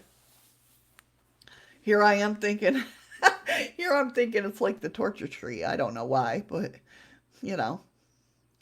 The Mitzpah Hotel. Built in 1907 and renovated in 2011, the historic Mitzpah Hotel in Tonopah retained many things from its Wild West past, including the spirit of a woman murdered on the premises. In the early 20th century, the Lady in Red reportedly met her demise on the fifth floor of the hotel and now is a resident ghost. Guests can book the Mitzpah Lady in Red suite and enjoy high thread count betting and a clawfoot club that, yeah, there goes my dyslexia, a clawfoot tub, and perhaps a haunting.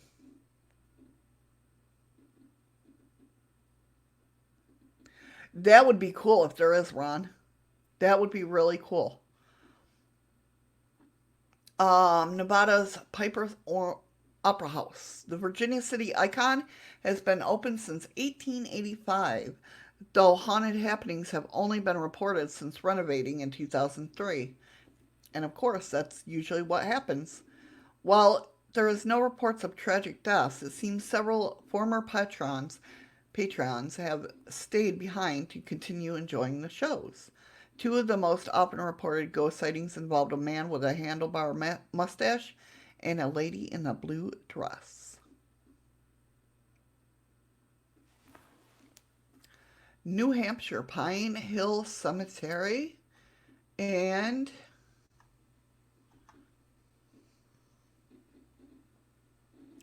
Mount Washington Hotel.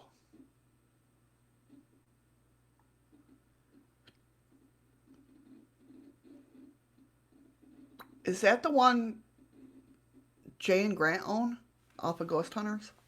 I don't know why that came to mind, but anyway, New Hampshire Mount Washington Hotel. Oh, that's cool, Ron. That would be weird if they have one just like that too. That would be cool. The Mount Washington Hotel in Bretton Woods was built in 1902 by businessman Joseph Stickney, who died the following year. His widow, Caroline, is believed to haunt the property to this day. Hotel staff have reportedly spotted her descending the stairs for dinner and also noticed lights inexplicably turning on and off in one of the towers. Room 314, where her four-poster maple bed still resides, is the best place to see her. Guests have reported waking up to find a woman sitting on the end of the bed, slowly brushing her hair. And then the Pine Hill Cemetery. The Hollis Cemetery has been called one of the most haunted places in New England. Abel Blood is the most notorious ghost, though there are many. It is said that the image of his gravestone inverts itself at night, and that he also wanders the ground. What do you mean it inverts itself at night? Oh, an image. Okay, I thought. Wow. I so thought it meant the whole gravestone inverts itself. Anyway, floating orbs, strange tapping sounds, and other supernatural anomalies have been reported at the Pine Hill.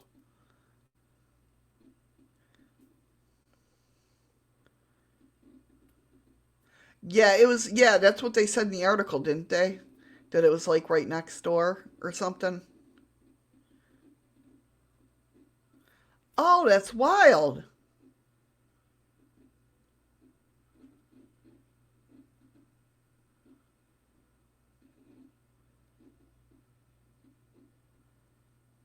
Huh.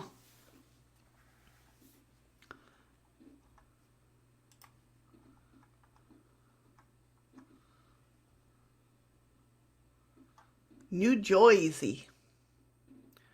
Apparently, they have a whole road that's haunted.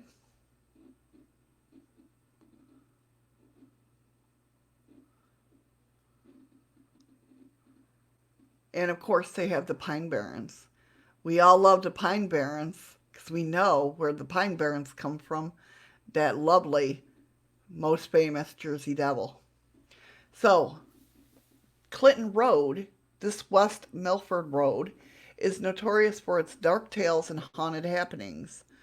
There are stories of KKK meetings, devil worshippers, and a ghost boy. What, in fact, what is fact is the notorious mafia hitman Richard Iceman Kalinsky ditched one of his victims on the side of the road. The discovery of the body led to his eventful arrest. And then, of course, the New Jersey Pine Barrens. The stretch of forested area in southern New Jersey is supposed to be home of the Jersey Devil, said to be the cursed 13th child of a woman known as Mother Leeds. According to legend, the baby boy transformed dramatically just after he was born, sprouting leathery wings, horns, and a forked tail. He killed the midwife before flying into the chimney and disappearing into the pines. There have been many reports and sightings of the Jersey Devil in the Pine Barrens over the years, and even some in nearby towns. So watch out when you go to the Pine Barrens in New Jersey for the Jersey Devil.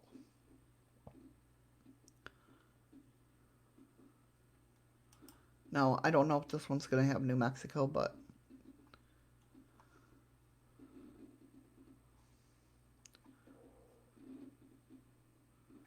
come on. My computer's like, come on. You've been here too long. What the hell? Come on. Oh, yeah, that might be. Uh, okay, so this one, New Mexico, is the St. James Hotel, and of course, this New Mexico is Roswell. So we got the alien there. No, it when I've been on like streaming too long, it's like, you know what, screw you, you're done. So it takes a bit. I really need to go through and clear it out. I've downloaded so much crap on here, it's not even funny. It's a new computer. I just got it a couple months ago, so I mean, it's got 1 terabyte of memory, but it's only got so many RAMs. So, New Mexico, Roswell, in 1947, a rancher named Mac Brazil discovered strange debris in a sheep pasture about 75 miles outside of Roswell. While officials said the wreckage came from a crashed weather balloon and later attributed to the classified Project Mogul, many still believe that it came from the alien spacecraft, and the government cover up has kept the truth hidden. To this day, Roswell is a popular destination for those interested in all things extraterrestrial, home of the UFO Museum, UFO tours, and UFO festivals. That's right, Freaky Geek.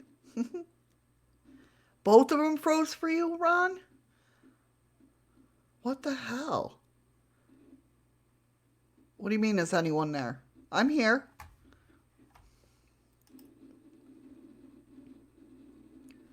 I'm here. I'm right here.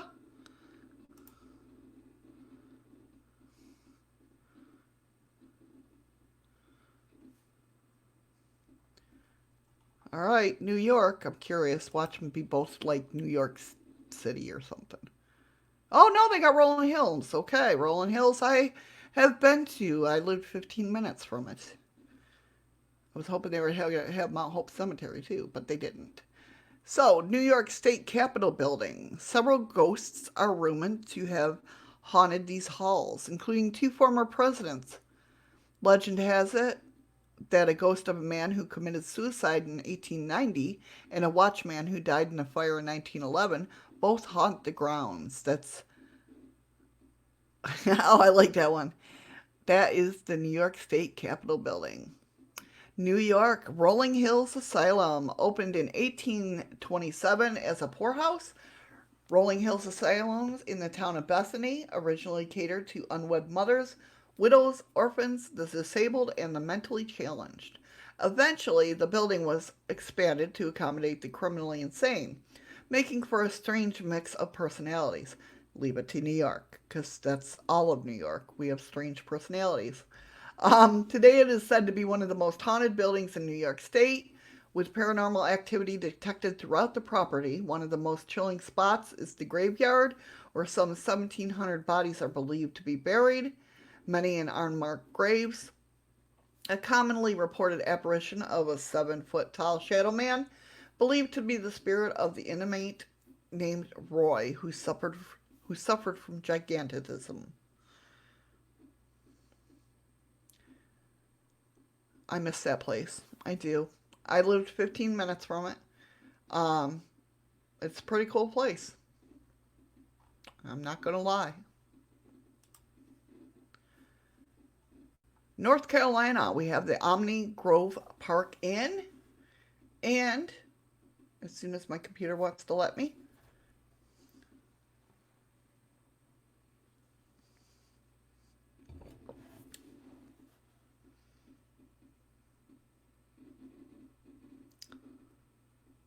okay, well, North Carolina Omni Grove Park Inn. This lovely hotel is haunted by the most famous ghost. Okay, let's go ahead and I'll probably have to go through the whole thing again. The Pink Lady, whether, okay, let's see. This lovely hotel is haunted by the most famous ghost in the state. Nice, all right. The Pink Lady. Whether murdered or suicide, she fell to her death and her spirit still lingers. Don't fret. She's said to be very friendly, though. Let me let this load.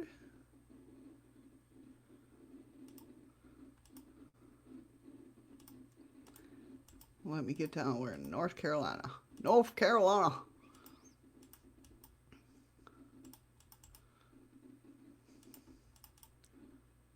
Welcome back, Freaky Geek.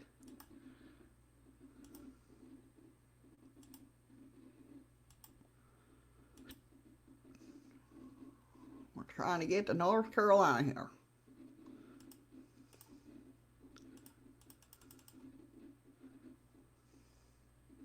Oh, almost there. Boom. Bitmore Estates is the other one. That's a huge estate.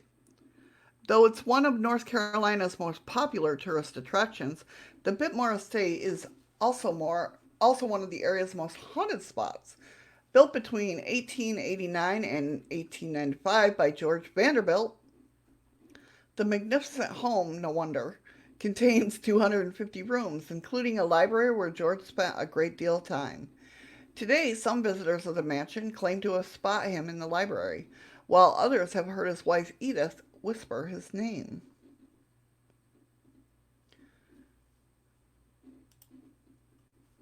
On to North Dakota. We have both the Children's Museum at Yunker Farm and Fort Abram, really? Fort Abraham Lincoln. So, the Children's Museum at Yunker Farm says this is such a fun place, it seems not all the children want to leave. The museum is said to be haunted by a ghost of a boy who drowned in a well, and the elevators are also said to operate on their own. See, that's not cool. Elevators should not operate on their own at all. No. See right there, that's nope. I'm scared about elevators as it is. So, that's just not cool. The other one is North Dakota, Fort Abraham Lincoln. In 1873, Lieutenant Colonel George Custer moved the 7th Cavalry to Fort Abraham Lincoln, located in what's now Bismarck, where he built and lived in a beautiful home with his wife Libby. In 1876, General Custer led his troops to the Battle of Little Bighorn, where he and about half his troops died, leaving Libby widowed.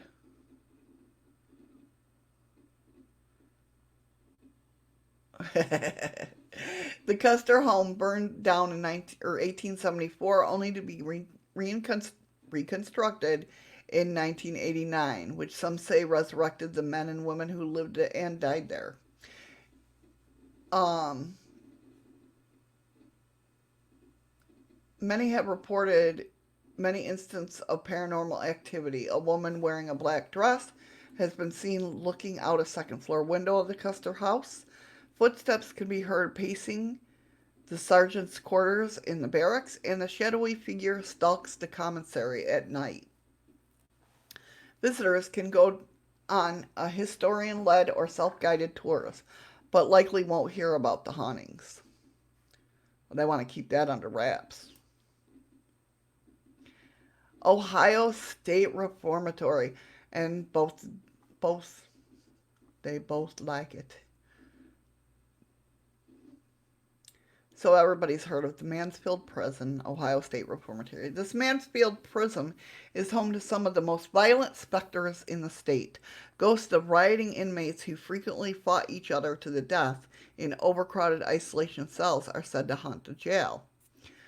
With its imposing architecture, there's no surprise that the Mansfield prison was chosen as the filming the location for The Shawshank Redemption and several other films. Opening in 1896, the Ohio State Reformatory is home to the world's tallest freestanding steel cell block at 6 stories high. Many of the cells were only meant to hold one prisoner at a time, but overcrowding conditions led to violence and disease, and the prison eventually closed. Today, ghost haunts and special escape from Blood Prison Halloween event are available on the property, and visitors have reported seeing shadowy figures, hearing unexplained footsteps, and even being grabbed or scratched. Other must-see ops, nope, Other must-see spots from the haunted Mansfield Trail include the haunted business building and Mablar Farm State Park. Phoenix Brewing Company, set in a former funeral home and now serving flights of beer in tiny caskets.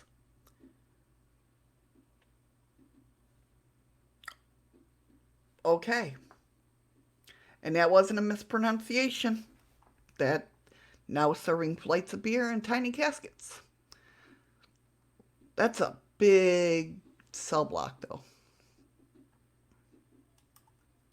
Oklahoma has the State Lion Inn, and they both picked that one too. So it must be extra specially good. The stately Victorian mansion was built in 1907 as the home of F.E. Houghton, but it also served as a mortuary in the 8th-year period. It also served as a mortuary for an 8-year period when the family fell on hard times. Now, a bed and breakfast, the embalming table from that time is still on display. An eerie sight for current guests, the Houghton family is thought to haunt the inn, including a daughter named Augusta, who died of whooping cough, and F.E. himself, who has been spotted smoking a pipe. Mysterious noises have also been reported throughout the house. This one over here says doors would open and close, footsteps up and down the back stairs could be heard, and toys were being played with at night. Legend says the former resident's daughter died in the home at age 8. They believe the ghosts are the former residents of the home. And we're on to Oregon. This one, only in your state, has Oregon Lafayette Cemetery, and this one has, the Travel Channel has Hecta Head Lighthouse. At the Hecta Head Lighthouse in Florence, guests can stay at the oldest lightkeeper's quarters, now a quaint bed and breakfast with turn-of-the-century rooms. If you stay here, however, you could meet Rue, the wife of a lighthouse keeper Frank DeRoy in the 1890s. As the story goes, Rue had a daughter who died tragically during her time there. Guests had reported the scent of flowers or rose perfume out of the blue, or seeing an imprint on their bed as it from a moment before. Lafayette Cemetery is located in the town of Lafayette. This cemetery is more than a century old and known to be haunted by a woman who was tried there for witchcraft and hung there. It is said that before she died, she cursed the town and said that it would burn down 3 times. Since then, the town has burned down twice. Her restless spirit, and perhaps others as well, are known to haunt the grounds, walking in her shadows, chasing people, even screaming. There have been accounts of visitors being physically attacked by ghosts. That's kind of creepy that it's burned out twice. Wow, they both picked something different. For Pennsylvania, of course, we all know of Eastern State Penitentiary, and we've all heard of Gettysburg, the battlefield. So, Eastern State Pen, A state of the art facility when it opened in 1829 Philadelphia once held many of America's most notorious prisoners, including Slick Willie Sutton and Scarface Al Capone. Though the prison was designed to inspire penance in its inmates, in reality, the harsh conditions and strict punishments drove many of them insane. Residents were kept in solitary confinement, strapped tightly to chairs for days at a time, and forced to wear heavy masks that prohibited communication with another. Today, many are still said to haunt the grounds. Tours of the decaying penitentiary are available daily, but for an extra chilling experience, visit the full fall during Terror Behind the Walls, a haunted house within the cell blocks. Eastern Penitentiary is scary enough in itself. I don't think you need to go there when it's a haunted house as well. I'm just saying.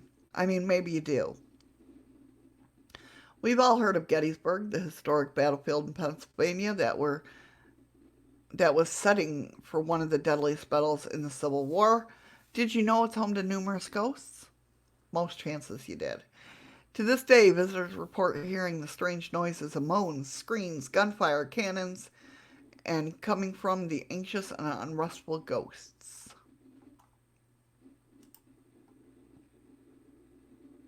Rhode Island. Two different ones. Rhode Island Providence City Hall and the Bitmore Hotel. And I've heard of the Bitmore Hotel.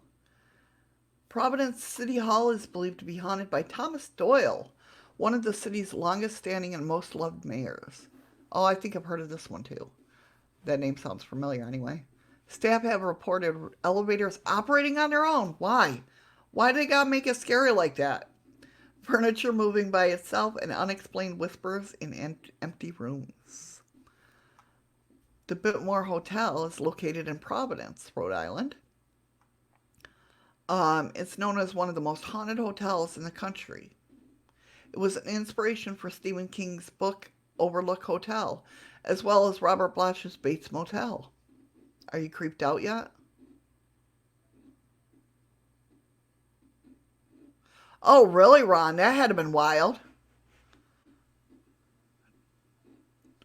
Did you meet Yvette and her hubby or any of them? That had been cool.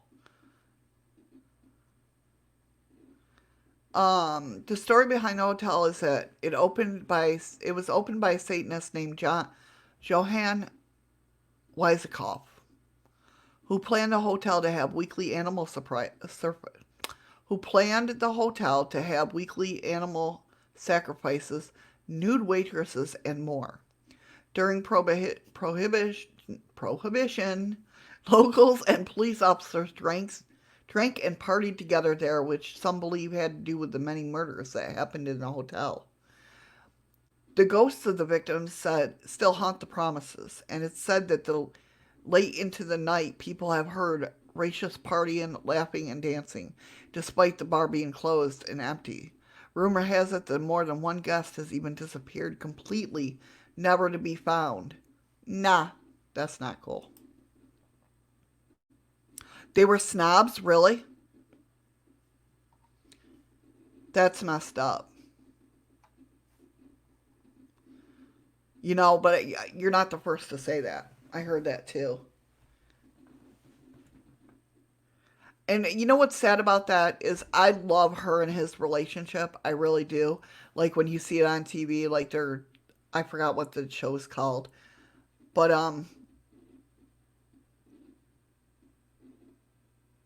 that's awesome. That's awesome. Your chat froze? No, you know what? The restream did though. Sure enough. Yeah. Cause Ron's hold on.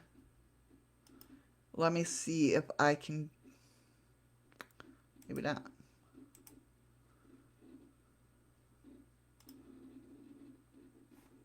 It's not what I want.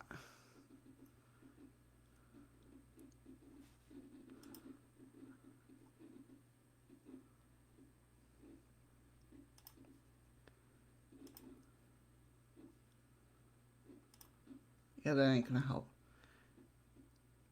Um, yeah, yeah. I don't see Ron's over there either.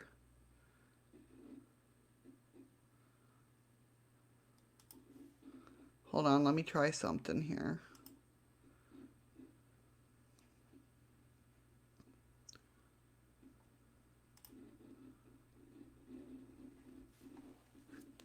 All right.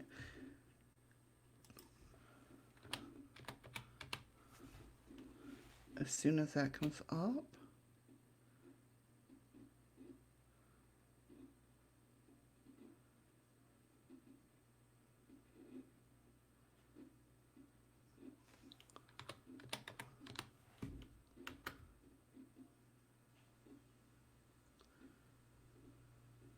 Yeah, I was talking to him. I swear to God, I was talking to Ron. Yeah, for some reason, you or Restream shut down on me. Let's see what's going on.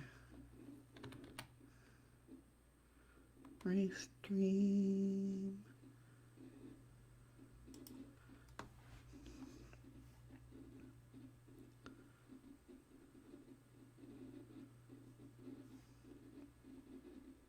Who knows if I'm even still? Obviously I'm still live on YouTube and D Live. Oh, I'm still live on everything else too. Good. Let's see. We need to chat. We need to refresh it.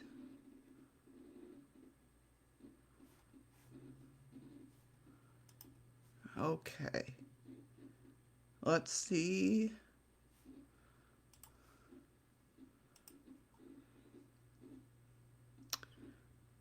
Do, do, do. Let's try this again.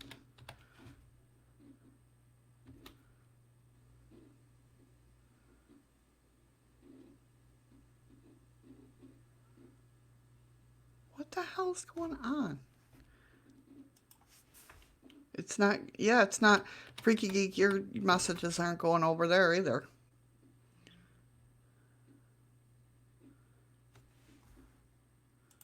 Let's see.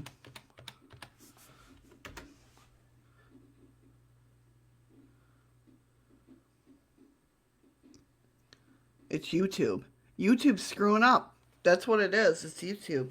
But your messages aren't going over to D Live either. So it is Restream as well.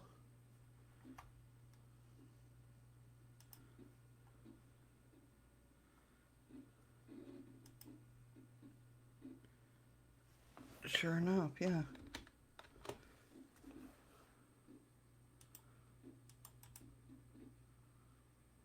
Yep, because it says YouTube having problems connecting with YouTube.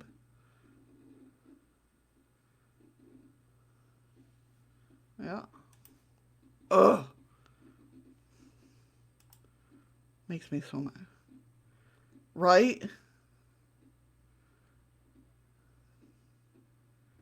Yeah, my Restream, when I type, because usually when I type right into Restream, and it's not even showing up in my YouTube. And that's the problem I had this morning, is YouTube had a problem going live.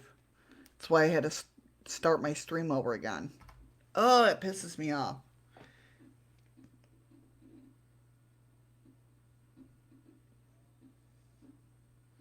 It would just be nice if, at one time that I go live,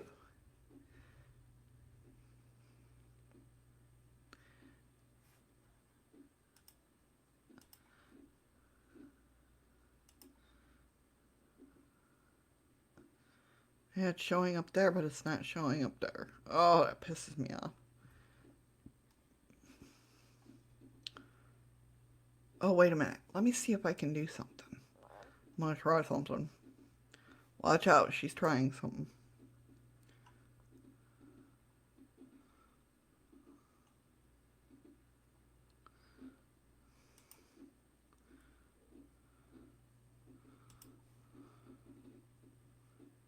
Probably not gonna work, but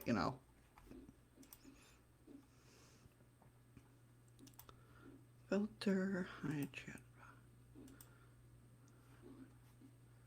All right, let's try this.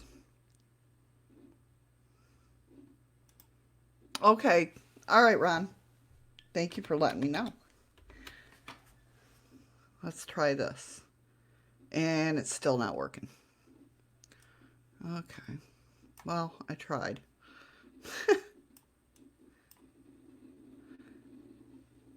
And somehow I just messed up my whole screen.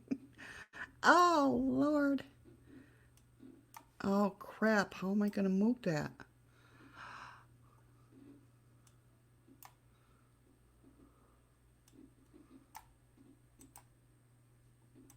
No, I don't want to copy. I want to freaking move this. There we go. Why can't I move this down? Really? Oh, crap. What did I do?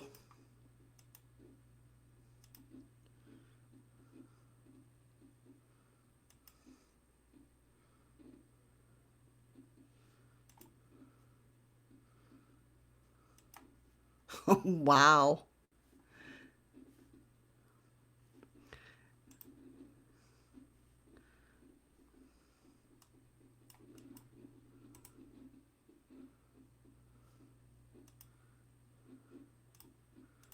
I can't see any of my chats because this is great.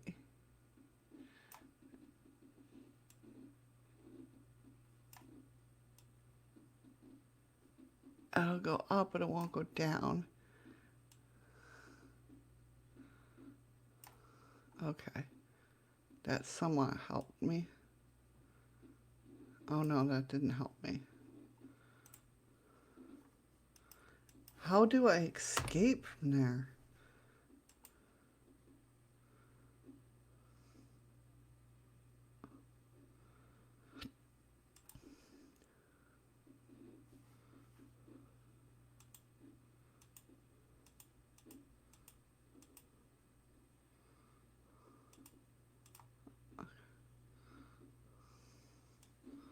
Oh, I can't. Okay. Oh, duh. You know what I can do, maybe? All right, there we go. Okay, we'll just have to leave that like that. Yeah, I had, somehow I had my chat box like full screen, and I was like, oh, wow. Ron, that's weird. Yeah, your text didn't come up either. That's so crazy. Never a day goes by.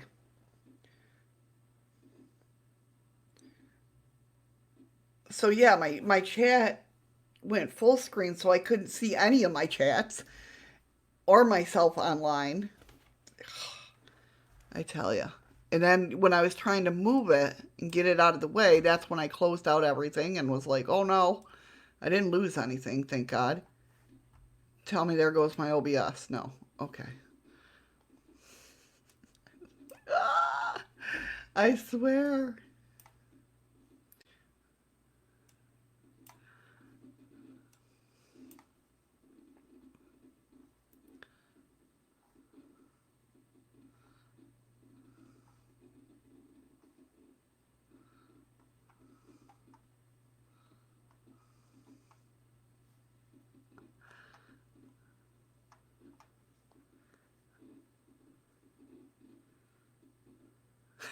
Right?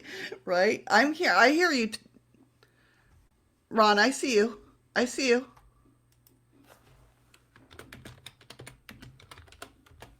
Freaky Geek can't see you, but I can see you.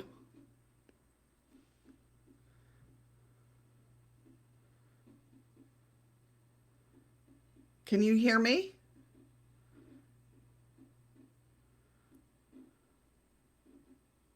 Can you not hear me, Ron?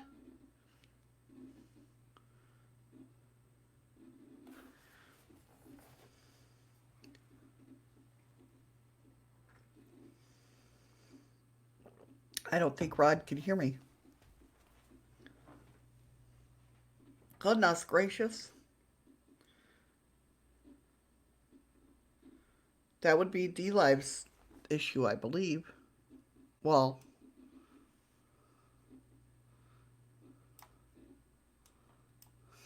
fuck. He won't let me move it.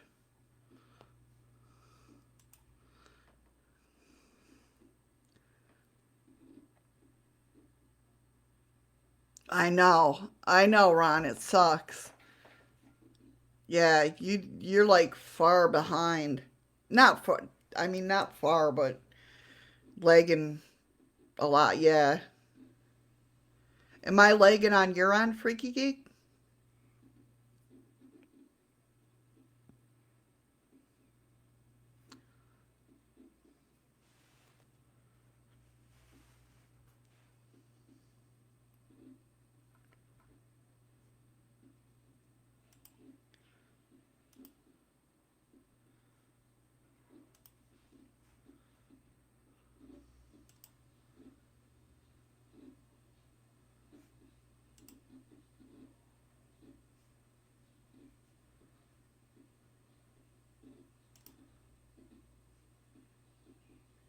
Okay.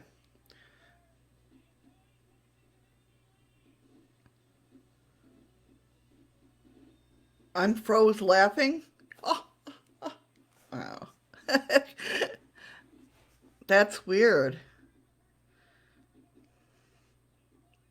That's so weird. Oh, yeah, I forgot you could see it on the screen.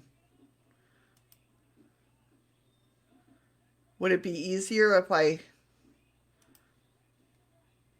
or do you want to see the pictures? Let me know and I can take it down so I can make the screen bigger so you can see the chat. It's up to you.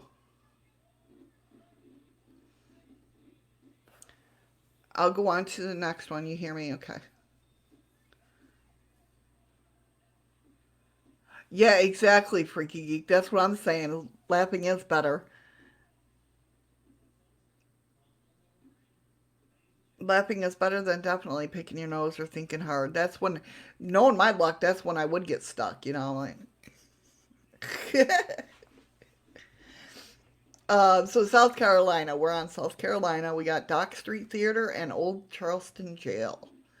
So South Carolina Dock Street Theater, this working performance art theater, had a tumultuous past, including fires and even earthquake, since it opened in 1735. Wow, that's an old building. It's considered one of the most haunted places in Charleston, with two ghosts roaming the theater. One ghost is the spirit of the famous actor Jonas Brutus Booth, which is the father of John Wilkes Booth, the man who shot Abraham Lincoln, and the second is a nameless ghost believed to be of a prostitute. Old Charleston Jail was opened in the early 19th century and is said to be haunted by numerous notorious inmates, including Lavina Fisher, the first female serial killer in U.S. People have reported disembodied voices, objects moving without being touched, and ghostly phenomena. The jail closed in 1939 and is still standing in its decaying ruins.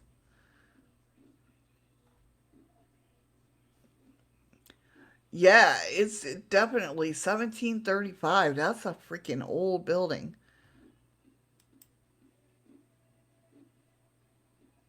That's weird, Ron. On your TV chat on right screen, moving, but I'm not. That's so weird. Okay, in South Dakota, the Bullock Hotel has got both of these. Uh, as reported, the most haunted thing in that state. The first and finest hotel in Deadwood, the historic establishment, is said to be haunted by the town's first sheriff, Seth Bullock. Visitors and guests alike have reportedly seen apparitions of Bullock, smelled his cigar smoke, and noticed that items that have been moved by unseen hands. Restored to its original grandeur, the hotel now offers luxury accommodations, a restaurant, a casino, and ghost tours. Period decor and original details include a staircase and skylights, provide the perfect backdrop for a spooky tale. Visitors have reported strange occurrences, including shattering glasses, lights and faucets turning on and off, bodiless voices, and some have actually seen his apparition. Although the ghost is fairly active, many people feel assured that his presence isn't malevolent. Malevolent. Oh, great, Ron. Ron said YouTube on TV, D Live on his phone, so he can get me picking my nose 2 times. That's not right.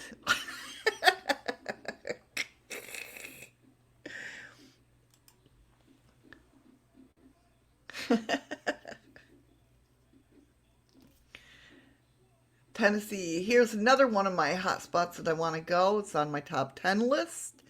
Is the Bell Witch Cave. Twice the giggles, yes. Twice me stuck. The Bell Witch Cave, according to the Tennessee legend, a farmer named John Bell and his wife were tormented for years by a witch thought to be the spirit of a neighbor named Kate Betts. The family reportedly saw strange looking animals on their property and heard eerie noises in the home. Bell's daughter, Betsy, even felt mysterious pinches and scratches. John Bell became ill and eventually died in 1820, though thought to be the work of the witch. Some believe that she never left the area, and today you can take a tour to replica of the Bell family cabin, plus the cave that's specially haunted. Hey, it's working again.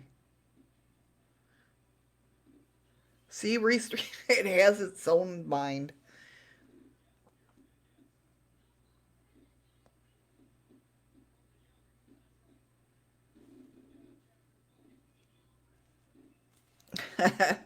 Yay, it's working again. Holy crap. Yeah, so the Bell Witch Caves, I know uh he was never gone, Freaky Geek. He was just in his different dimension. No, I don't know.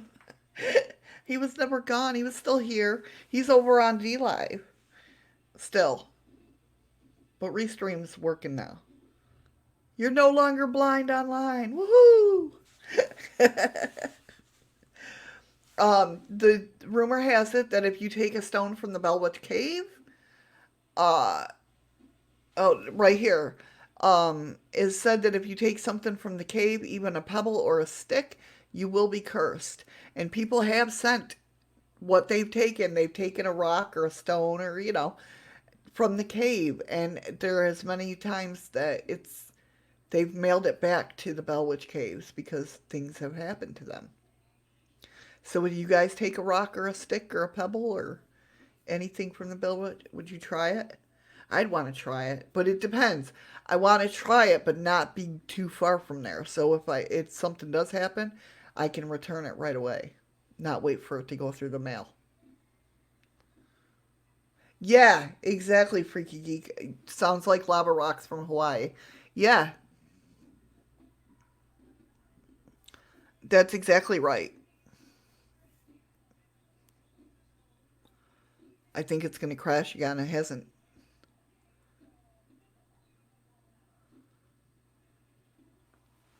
You sent me a pic? Ooh.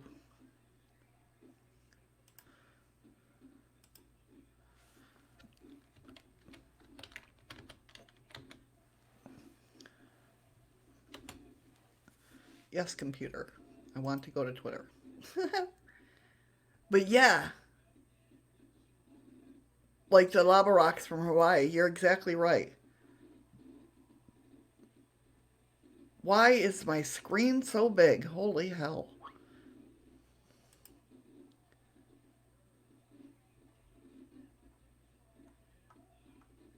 Oh, okay. Is that how it pops up? That's pretty cool. Mine don't do that. Like I can watch mine on TV, but mine don't pop up like that. Like the chat don't pop up. That's pretty cool.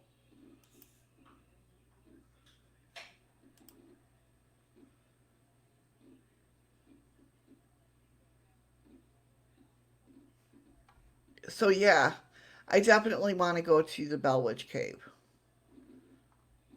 and I want to take a stone, but I don't want to be like I don't want to take a stone and then bring it back here. You know what I'm saying? I want to still be in Tennessee when I take the stone.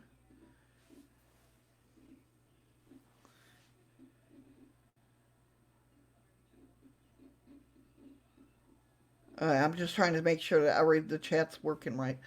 Okay, in Texas we got the Baker Hotel and Hotel Galvez. So, known as the Queen of the Gulf, Hotel Galvez is the Galveston. Oh, Hotel Galvez? I don't know. Galveston opened its doors in 1911 and was added to the National Registry of Historic Places in 1979. The hotel's rich history is laden with mystery, most notably the tale of the lovelorn lady who haunts the fifth floor. That's cool. That's really cool.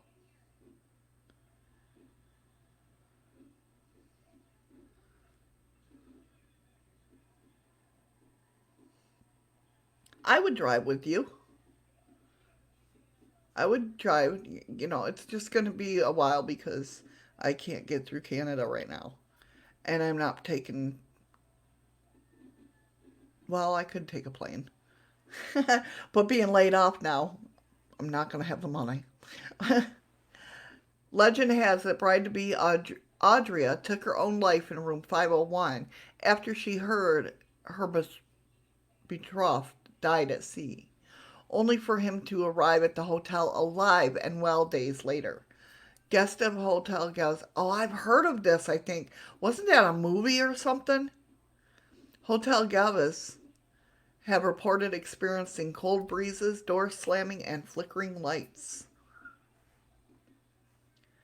Now, with the Baker Hotel, is a Texas landmark located in Mineral Wells. The huge building has been abandoned for years, but its intricate, decaying shell still looms over the area. According to local legends, two spirits dominate this building: the ghost of the bloody woman who has been seen on the seventh floor, and the ghost of a man who was caught in an elevator and killed.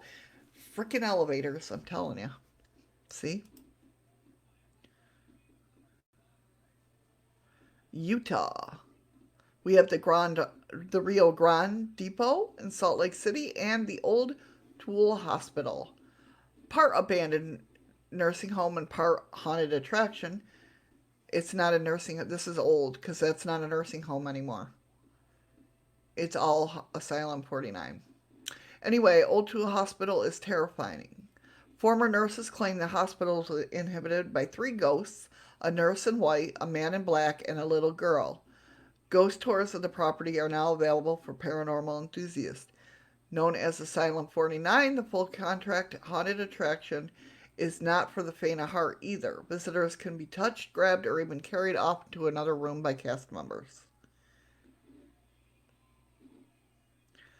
Right, Freaky Geek? I seriously agree. No more, no elevators. I'll walk. I'm fine. See, in Valdez, I don't have to worry about it because there's no elevators here in Valdez. The reason being, because people ask that because we have a three-story hotel.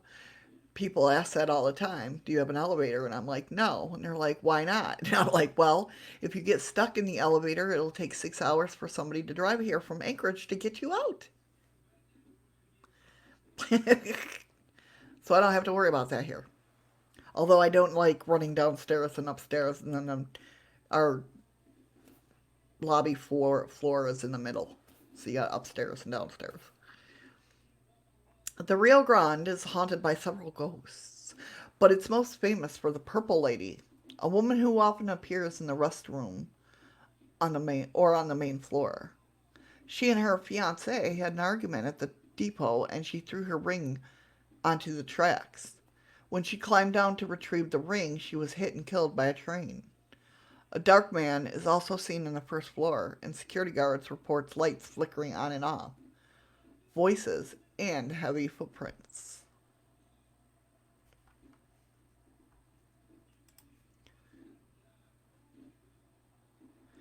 Next, we have Vermont, and they both have Emily's Bridge, which I've heard about. I haven't ever been there, but yeah, but during season, I definitely run up and down more so than ever.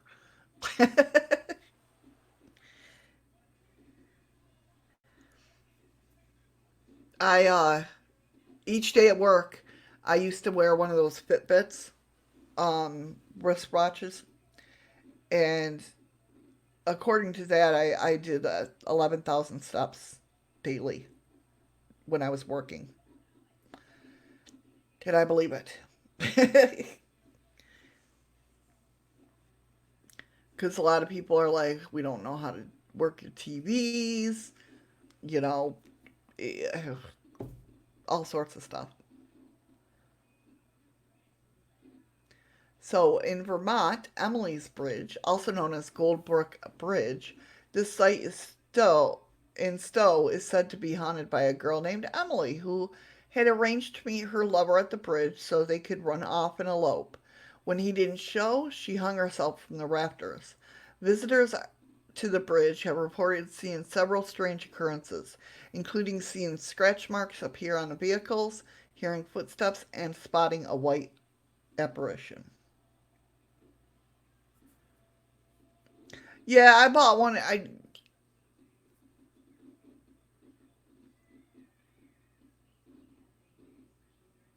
Bellwitch Cave is 3 hours. Wow, that's awesome. I would love to go to Bellwitch. That's on my top 10, definitely. See, this isn't the one I was thinking of with the Emily's Bridge. Maybe I haven't heard of that one. Um, there was a bridge like that, but it was one of those turny bridges, and I don't know where it was. Maybe it was even in a movie. I don't know. But there was a bridge where you drive through it, and the thing would turn on its own, and you would come out the same side as you went in. That would be weird.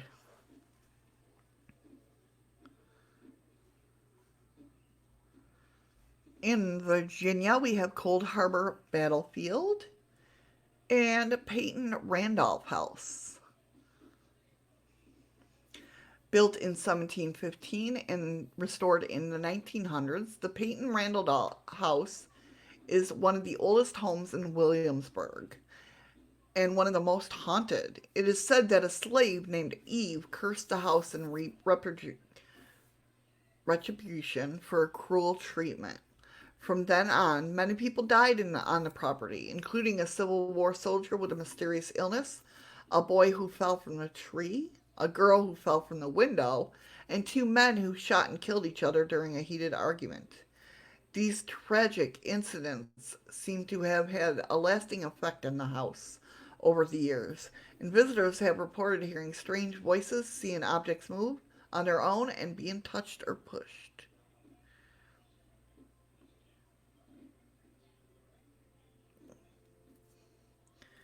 That's cool. That is wicked cool. Cold Hard Battlefield, located in Mechanicsville, Virginia. Cold Hard Battlefield is the site of one of the last and the bloodiest battles of the Civil War. The grounds were said to be haunted by spirits of many of those who died, and many ghosts have been seen since the trenches.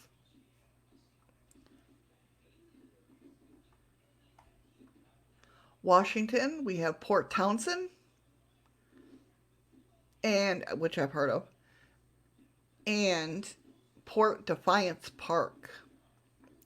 So Port Townsend, oh, I think because I one of our residents used to live there. I think, or maybe no, maybe even my I don't know.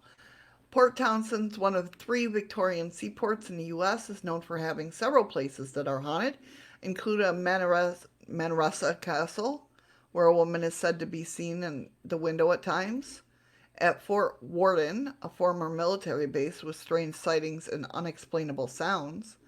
Within the 1892 historic City Hall, the municipal jail is one of the city's spookiest spots, with its iron bars and rotted wood floors. Excuse me. The solitary confinement cell is equipped with an 8-inch opening where food is passed through, which one detainee is believed to have escaped from. That How is that possible? 8 inches and they got through it. It's the Jackie Chan of inmates. Point Defiance Park is located in Ruston, Washington. What may look like an ordinary park is actually said to be haunted by two ghosts. Visitors have reported hearing a dead girl riding her bike in the middle of the night and other strange happenings. The pagoda seems to have the most paranormal activity, and people have experienced cold drafts and strange disembodied noises like footsteps and sightings. Hmm.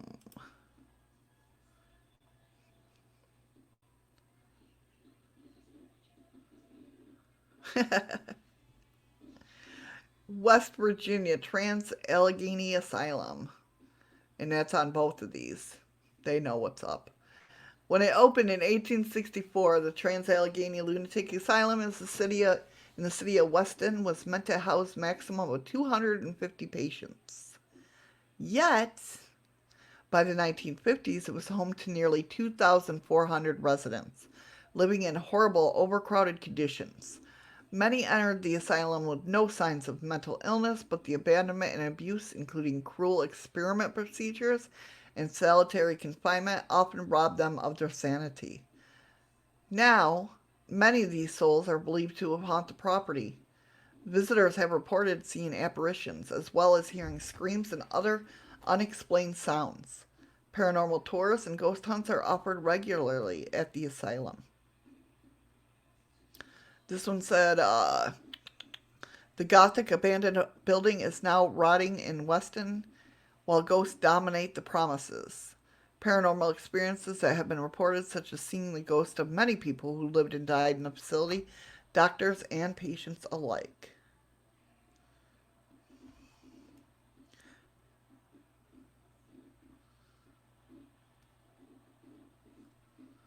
No, that's what they were calling. I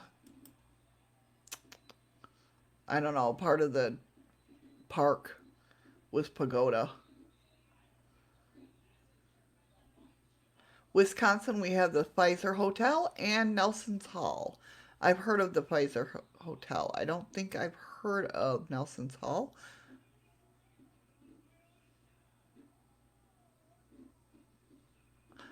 The most lavish hotel in Milwaukee when it opened in 1893, the Pfizer Hotel is believed to be haunted by its namesake, businessman Charles Pfizer. The hotel frequently hosts visiting baseball teams, and several of its high profile guests have seen some interesting things to say about their stay. Bryce Harper of the Washington Nationals claimed that that his belongings and furniture moved while he was sleeping, while Brendan Phillips of the Boston Red Sox said his radio repeatedly turned on for no reason. Dun dun dun! Nelson Hall is located in Washington Island in Wisconsin. The historic pub is haunted by its original owner, Tom Nelson, who kept the bar opening by claiming his drinks were medicinal during Prohibition. After he died at age 90, his ghost went on to haunt the premises, making footsteps in the upstairs apartment, changing the radio station, and appearing in the woman's bathroom. Oh, that's nice. That's nice. He's a perverted ghost. And the last but not least, we have Wyoming. We have Occidental Hotel in Buffalo. Buffalo's in New York. No. And Fort Laramie. I've heard of Fort Laramie. According to local legend, the historic Occidental Hotel in Buffalo is haunted by a woman with long dark hair and a white dress who died on the second floor.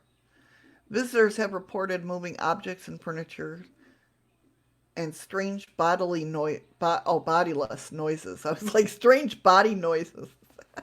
What the hell? Is ghost farting? What's going on? Um, and have even seen the apparition outright. That had me tongue tied for a minute. I thought it said bodily noises, strange bodily noises. You know, oh, right? That's what I'm thinking. Freaky geek growls of the tummy long gone. I know that's that had me for a minute there. I was like, what? And then we got Fort Laramie, establishes a private fur trading fort in 1834. Fort Laramie evolved into the largest military post in the northern plains before its abandonment in 1890. The fort is said to be haunted by several ghosts, and most notably, the Lady in Green. Around 1850, the man running the post brought his headstrong daughter with him, who ran off one day and was never seen alive again. Now she's said to appear every 7 years on the nearby Oregon Trail, dressed in green and riding a black stallion. Another spirit who believed to be haunted Fort Laramie is Old Bedlam, a cavalry officer who sometimes tells visitors to be quiet. He likes his quiet.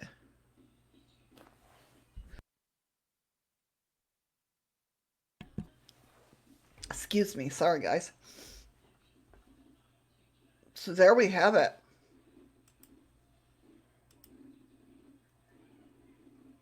There we have it.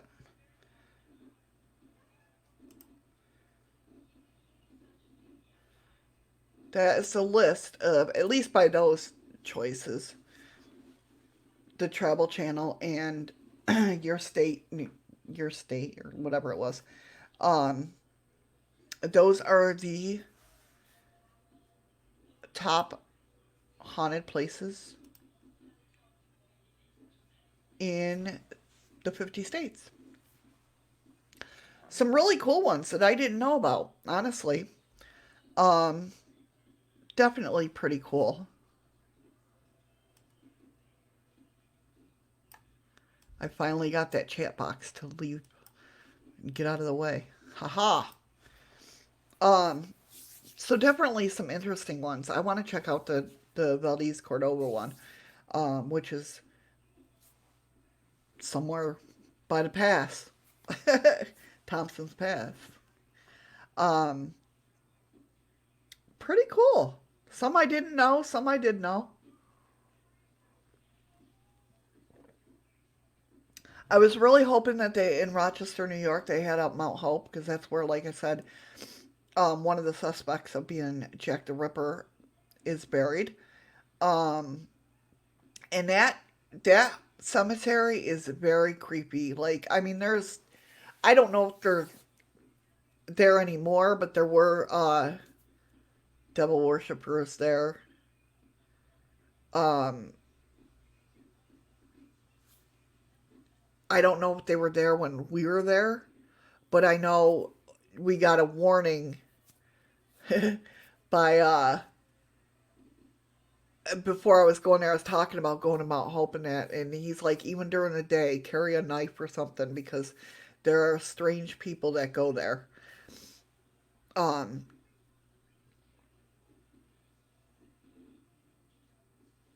yeah, I don't know if they have a picture of Mount Hope Cemetery.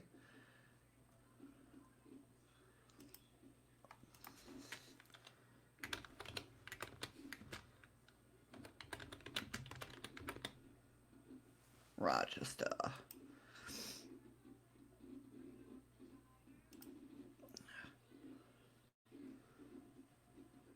See, yeah, it's not even going to show.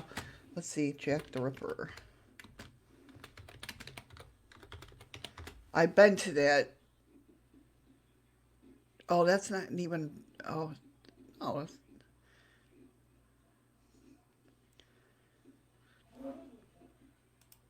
bless you. Eddie up there sneezing. So this is one of the guys. Let me go ahead and share this. Um,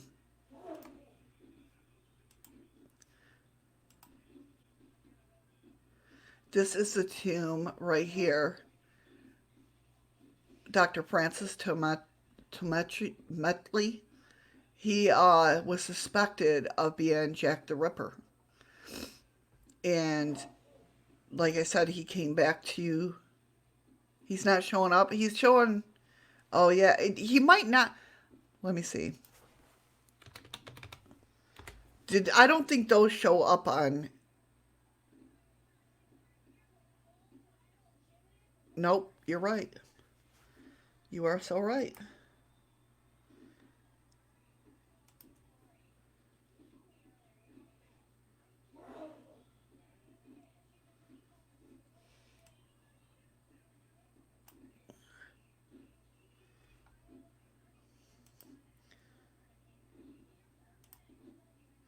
There it goes. Let's see. Nope. Jeez, he's still in there sneezing. Um, but anyway, like I was saying, he was one of the Jack the Ripper. They thought he might be Jack the Ripper, which was pretty cool. I've been there and seen that. But even in the pictures, if I showed you pictures of the cemetery, it's huge. It's freaking huge. It's one of the biggest cemetery. I think the biggest cemetery in New York. Well, not New York, but in Rochester. Um, yeah, I don't know what's going on with it. YouTube's just being a jerk too, along with YouTube today. But yeah, so it's pretty cool to see that and know that.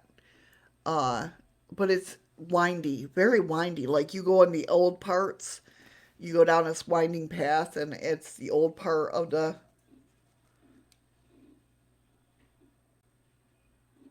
No, our trick for hiccups. Do you want to know our trick for hiccups? I know I should go scare Eddie. You're not even showing up on the real screen. What the hell is going on? Oh my god.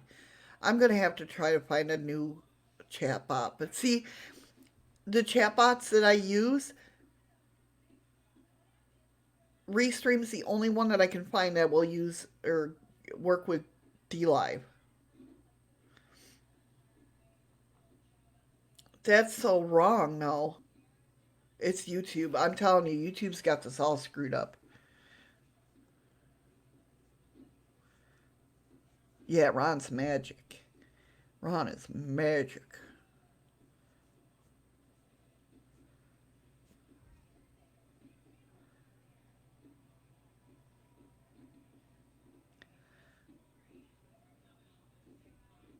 But yeah, what was I saying? I don't. Oh, it's how we get rid of hiccups? We stare at each other's eyes, and I go, "Do you want the hiccups?" You'll say no. I'll be like, "Do you want the hiccups?" He'll say no. And I'll be like, "They're gone," and then they go away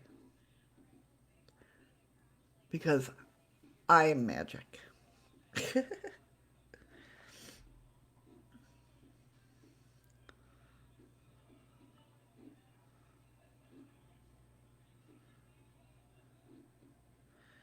Yeah, YouTube's really screwing up. Like I said, I had to restart the stream because of the fact that it was it wasn't going to YouTube. Here I am sitting here live talking away. D Live's going, and I have the YouTube chat and nobody coming in. And I go look at my YouTube, and it's not going. It's not live. I'm like, what the hell? Yeah, YouTube's not showing up on the restream or the yeah restream the chat box that thing. This thing, that thing.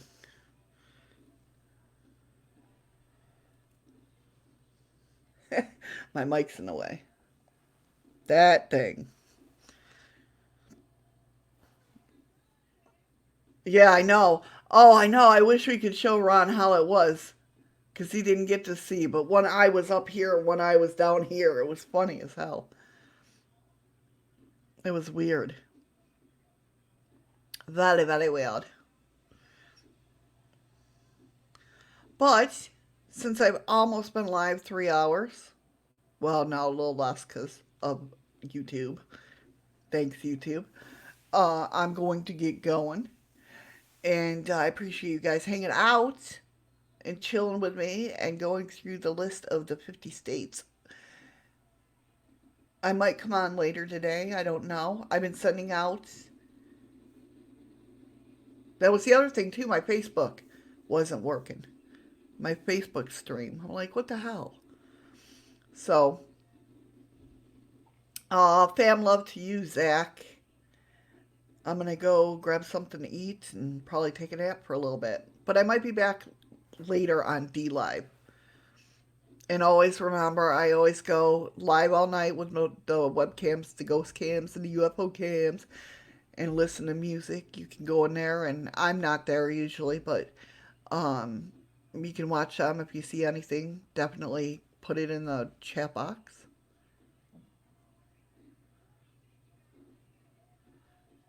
You don't think it's my boys? What's not my boys?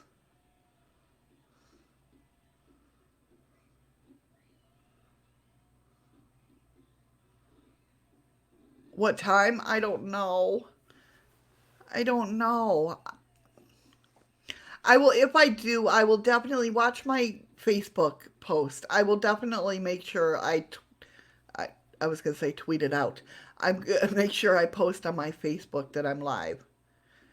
Yeah, I know. It's only 1 o'clock here, going on 1 o'clock. Oh, bots. You don't think it's my bots? You think it's just YouTube screwing up? I know you said boys, and I was like, I only have one boy. Well, two counting Eddie, but you know. Okay.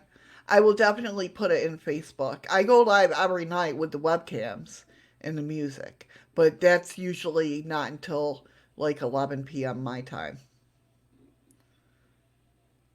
Yeah, my bots are my boys. Yeah, Zach knows. I always see your highs to Zach, so I thank you for stopping in.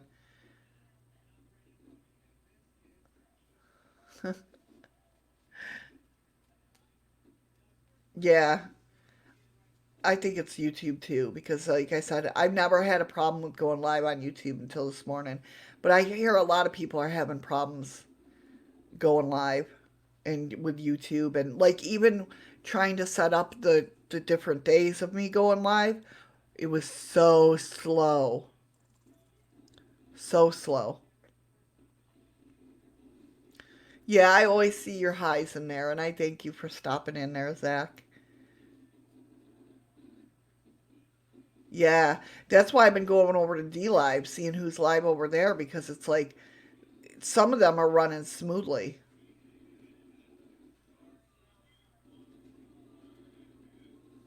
Oh, it's 3:51 there. Yeah, it's only going on one here. But I appreciate you guys hanging out with me. Watch, I'm going to do it again. Let's see if it'll work. You ready? Please let it work.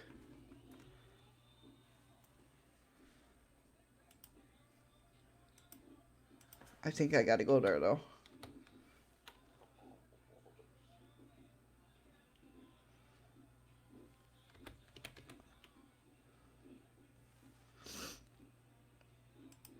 I think I got to go there. Hold on. Okay. Hold on one sec. Got to stay to watch this. That's the only thing with these two is you got to be signed into the stupid shit. It should automatically be there in my eyes. I should have. I would have. If I thought of it, I would have had these. This already up.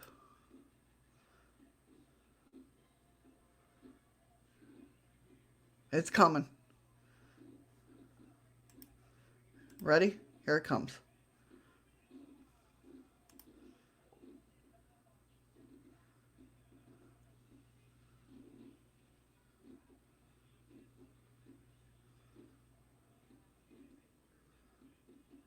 See, I got it.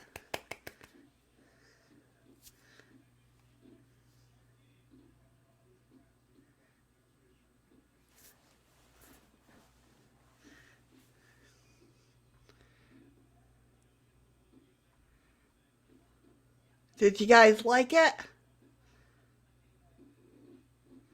Zach Ron said same time there. If it didn't. Did you guys like it?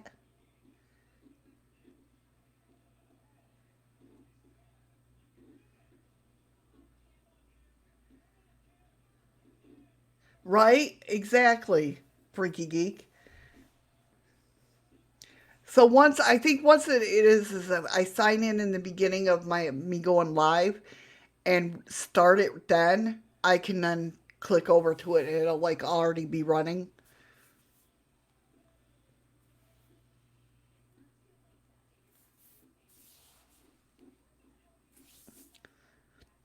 But I have it. It's a new thing, so it's like I'm not. I haven't gotten it down yet.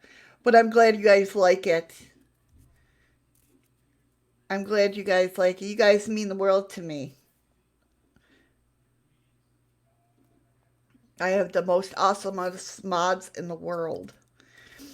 And you guys really do. You mean the world to me. I appreciate it. I appreciate everything you guys do. I appreciate you for having me here and listening to me. I don't know where that voice came from, but I sounded like an old New Yorker.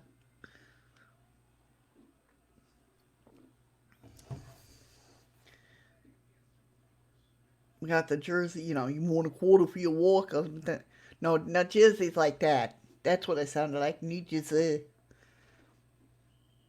Hey, yeah, you've gotten rid of some people or timed them out or whatever you do. I've seen it. No, you know what you do, Freaky Geek? You explain to people what's going on in my stream when I can't explain it to people. You're good at that too.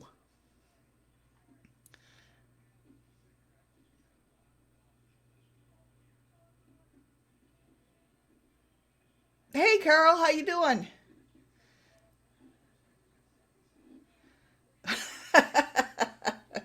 It could have been. It could have been a mistake on a person that was getting out of hand, though. Yeah, see? Look at that, Ron. Look at that. Smacking that peach. I don't know. Something. Time and I are blocking one of the two. I don't know. No, you all are very cool. I love each and every one of you. I really do. And I love my viewers. And you all mean the world to me. You really do. I have fun talking. I love our conversations. I look forward to our conversations. And I'm glad my credits roll. See, they still go. Now that I got them up there, they still go.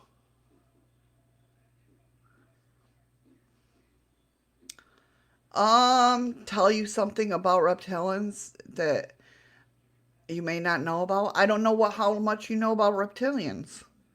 I don't know. Reptilians scare me. I don't know, but a lot of people get them mixed up. What happened to my? Okay, thought I broke my camera. Um, a lot of people get them mixed up with the bug aliens, like the praying mantis aliens and that. I don't know what you know about reptilians. They're supposed to live underground. They were supposed to be the one of the first ones that came here.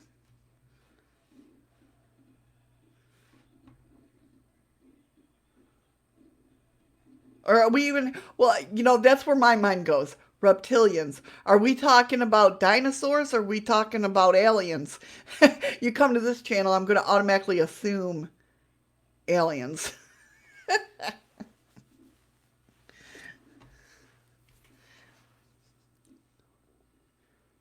Well, that's cool.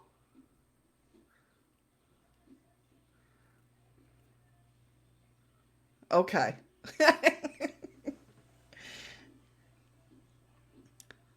They're supposed to be what I've read about them and seen about them. They're supposed to be mean.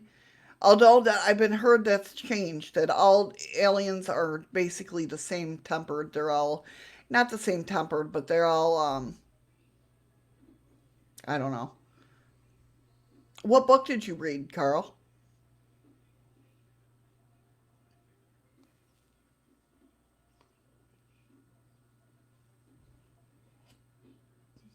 That ain't gonna help me there.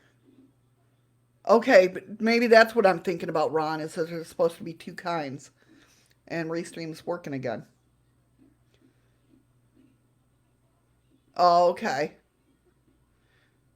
Okay, Carl.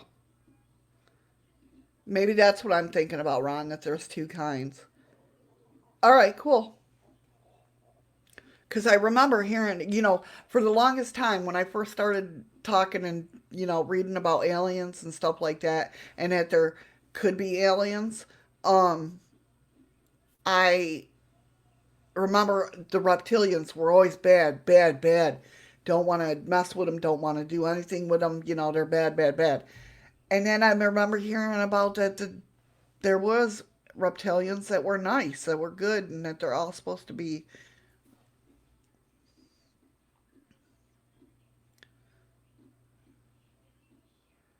yeah, definitely, because I gotta get going. I gotta eat something. I haven't had breakfast yet. And it's 1 o'clock. Coffee's not doing it for me anymore. And I need a cigarette. I know that's bad, but it's the truth. Guys know I don't lie. I try to sit there and, you know, show you every aspect of me. Um, the secret hit. I will definitely check that out, Carl. Thank you. The secret history. Oh, okay, Ron. That makes sense. That makes sense. Maybe that's why the ones from the dinosaurs. I mean,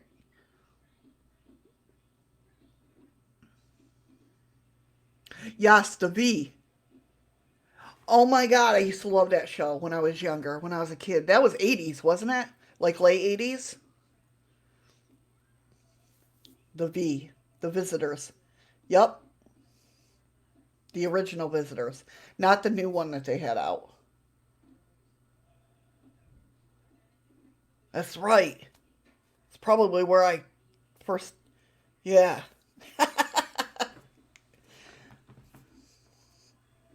that's messed up. Oh, memories. Memories of being in my bedroom and watching it on my little black and white TV. Yeah, several attempts of remakes, but nothing like. So the bad ones evolved from dinosaurs, right? And the good ones are the ones that are alien. I just remember Linda Moulton Howe was always, always on about the reptilians, how they're evil. And they're in the Illuminati.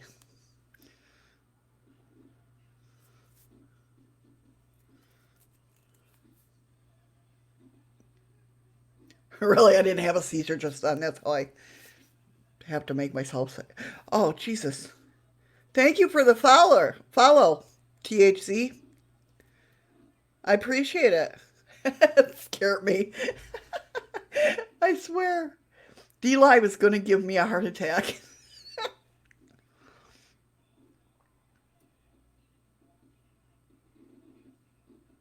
I'm a little old to this. Oh, well. I'm having fun.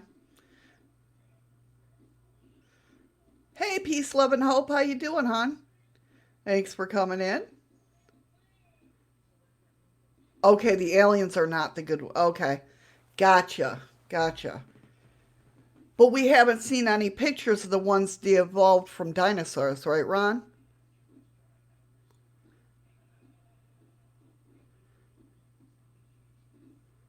We've only seen the alien ones. Oh, is that what it means, Freaky Geek? A little old means you're still young? Hey. See, Restream started working again and then it stopped again. I'm having a bad day with tech. What are you going to do? All right, works for me, Freaky Geek. I'm right on your page there.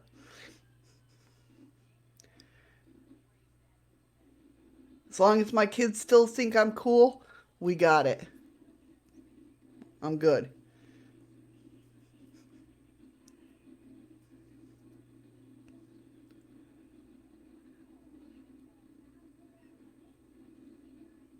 And my kids are older, so. As my son says, my mom's beast.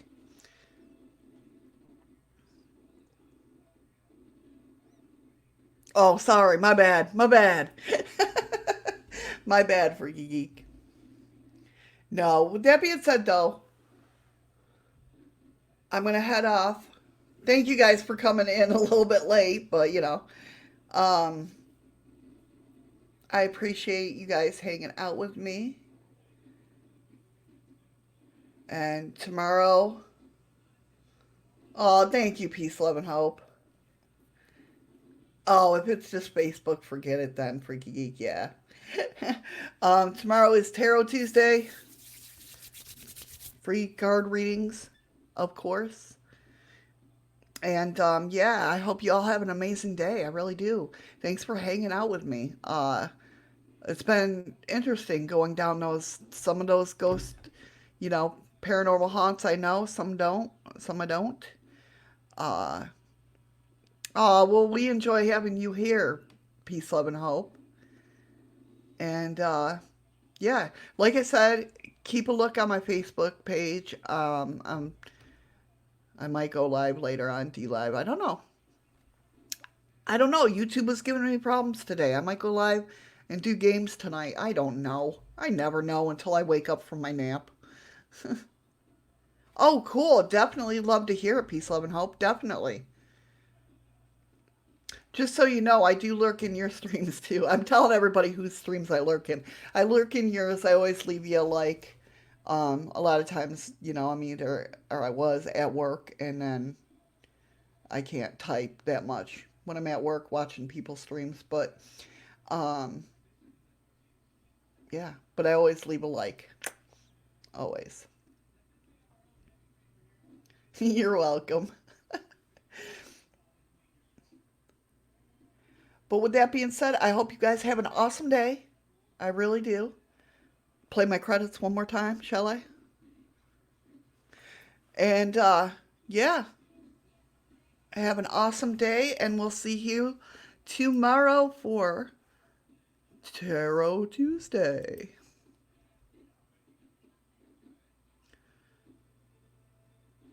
Have a wonderful day, guys. Love y'all. Be safe.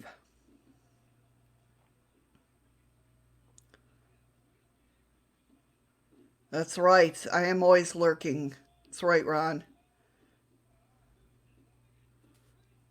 Yeah, exactly. You can always share on my stream. All right, guys, I'm out. Have a great day. Stay safe, and I'll see you tomorrow.